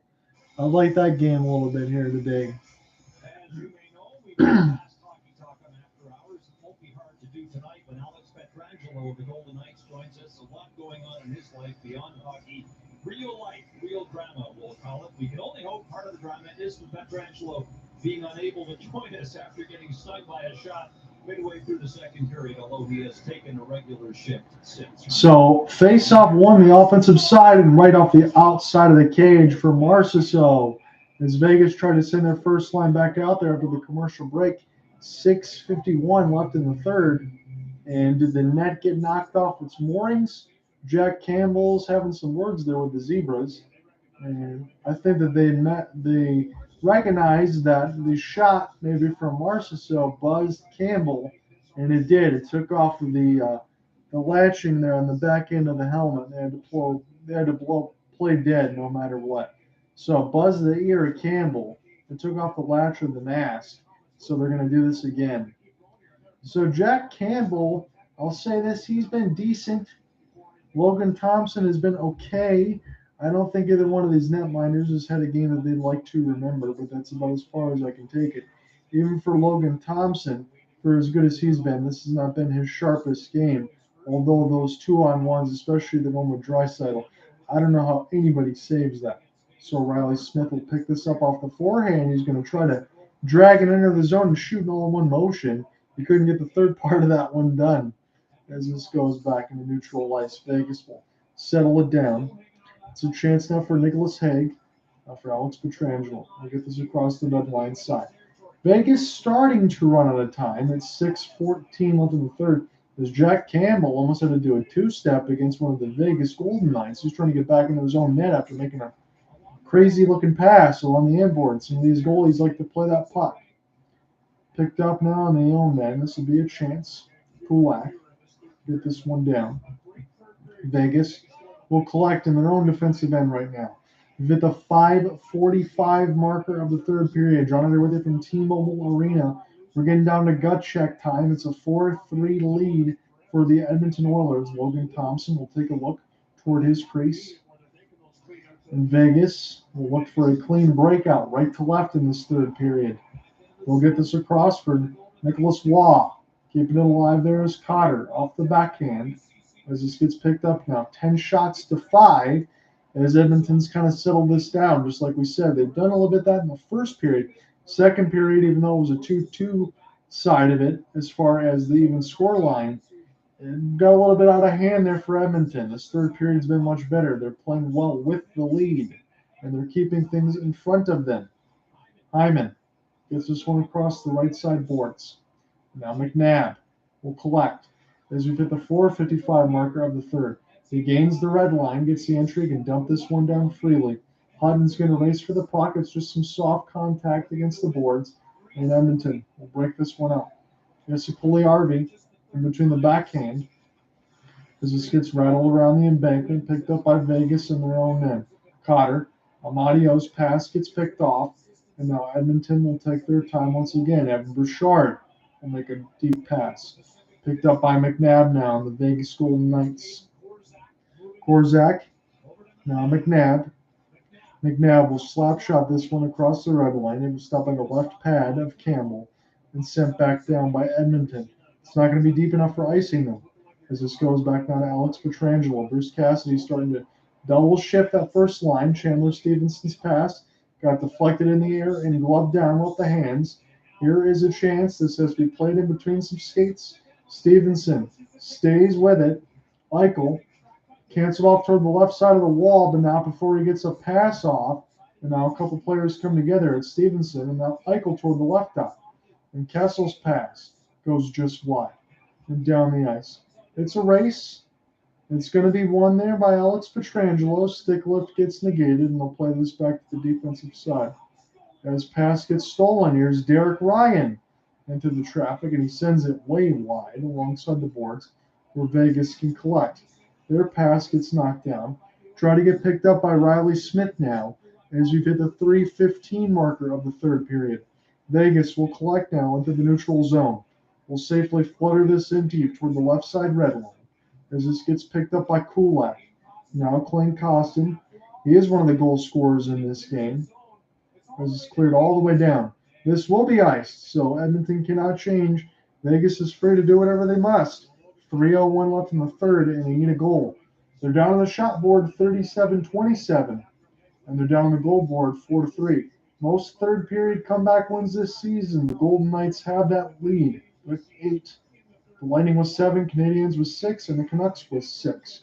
The Canucks one makes sense because they'll blow some leads and they also score a lot of goals. Not a lot of defense played in Vancouver, British Columbia. Picked up now across the Golden Knight mask. Jack Campbell will play it quickly, but it's a soft pass. This is going to allow Vegas to be able to get some time to burrow Edmonton in their own end if they can. And now this gets away from Keegan Kolesar and sent down the ice. This does not ice as it's not deep enough, and Oilers caught on a change, but they'll get this one back in their own defensive end. Vegas starting to be a little bit desperate in their forecheck. 2:25 left to go in the third. Logan Thompson can't vacate the goal crease because it's in the defensive end of the Golden Knights. Leon Draisaitl keep this alive across the right wall. It's Hyman and McDavid out there, the first line out there right now for Jay Woodcroft's squad. And McDavid lost this in between his skates as this is picked up now. Vegas desperate to try to get this out of their own end. Draisaitl trying to man that blue line, make sure that Vegas can't gain any quarter. As this gets picked up now, McNabb will take his time. Nice entry momentarily and kept alive. Vegas has to skate back in their own end. Oilers are playing this chap right now, making sure they can't cross the red line. They do get an interception, and they flutter this down the ice. Vegas gets the control off the breakout. Got to make sure that Keegan Kolesar, he ran into one of the Edmonton Oilers there toward the right side boards after they blew a tire. Nicholas Waugh, he's waiting out in front, and this one got deflected, but it stays with Alex Pietrangelo. Into the traffic out the outside of the net. Vegas has the extra attacker out there. They're going to get an offensive zone draw as Skinner's got to cover up here with $1:20 left to go in this final frame. 4-3 in favor of the Oilers. They're trying to get 3 wins in a row here. They're feeling pretty good over the last couple against San Jose and Anaheim. They've been able to score goals against lesser competition. To get a 2 points against the Vegas Golden Knights, that means a whole hell of a lot more. And they'll put themselves on the right line of the standings, not just the wild card spot, if they can continue to get wins like this. So Bruce Cassidy and his squad are going to take a timeout just to make sure that they can double shift that first line. Chandler Stephenson is usually the one that headmans it with Jack Eichel and Jonathan Marchessault. So you would also think for Jay Woodcroft's squad, no reason not to stick with Leon Draisaitl, Connor McDavid, and Zach Hyman, as they've had a lot on that first line. They mixed a little bit with Dylan Holloway when they needed to, but this is likely for my last part of the depth chart when you've had San Jose and Anaheim, you can mix some of those lines a little bit more freely than you would because it's not the level of competition. So it is still a 4-3 scoreline as we're going to be coming to the end of this timeout. It was taken by Bruce Cassidy with double shift. This line still 4-3 Edmonton with the lead.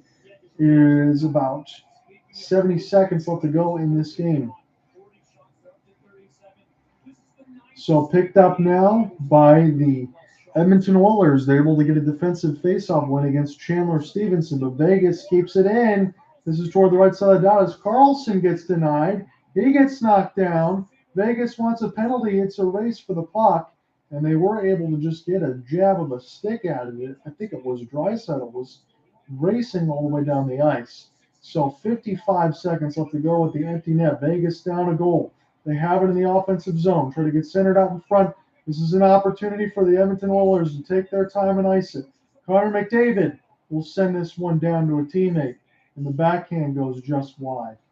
Picked up now as this is almost stolen. Now Reilly Smith toward the left side of the wall. As this gets centered into the blue paint and finds nobody. Jack Eichel down to 30 seconds and behind the opposite Campbell. Now toward the left side. Dot will go D to D. Pietrangelo fake it. One-time bomb. And that one goes back to the left side post. Eichel will find it. Down to 15 seconds left. Pietrangelo fake it. Another one-timer. And this one gets blocked before it hit Campbell. Edmonton desperate to clear it out. Pietrangelo will get it in deep. It takes a Edmonton bounce. Karlsson can't locate it. McDavid does. He wins the puck battle. They'll play pool with this pass, and that'll end the game. The Edmonton Oilers hold on, and they win a 4-3 game against the Vegas Golden Knights. An entertaining one here tonight on this Saturday night. I hope you guys enjoyed it.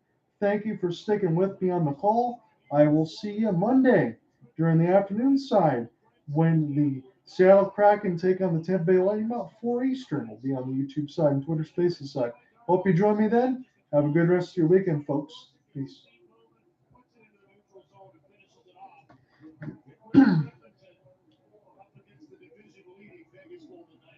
Appreciate it, guys, following along. I'm going to close out the YouTube stream. Have a good night, everybody. It's a 4-3 final. Edmonton wins this one. They take it over the Golden Knights. I will type it up in here, and I will let you guys know.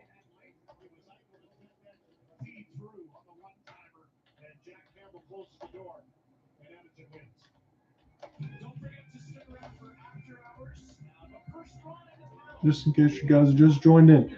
4-3 final, Edmonton defeated Vegas. I will be back about Monday, about the afternoon, so about 4 o'clock. I believe it's a 4 o'clock puck drop, maybe 3 o'clock.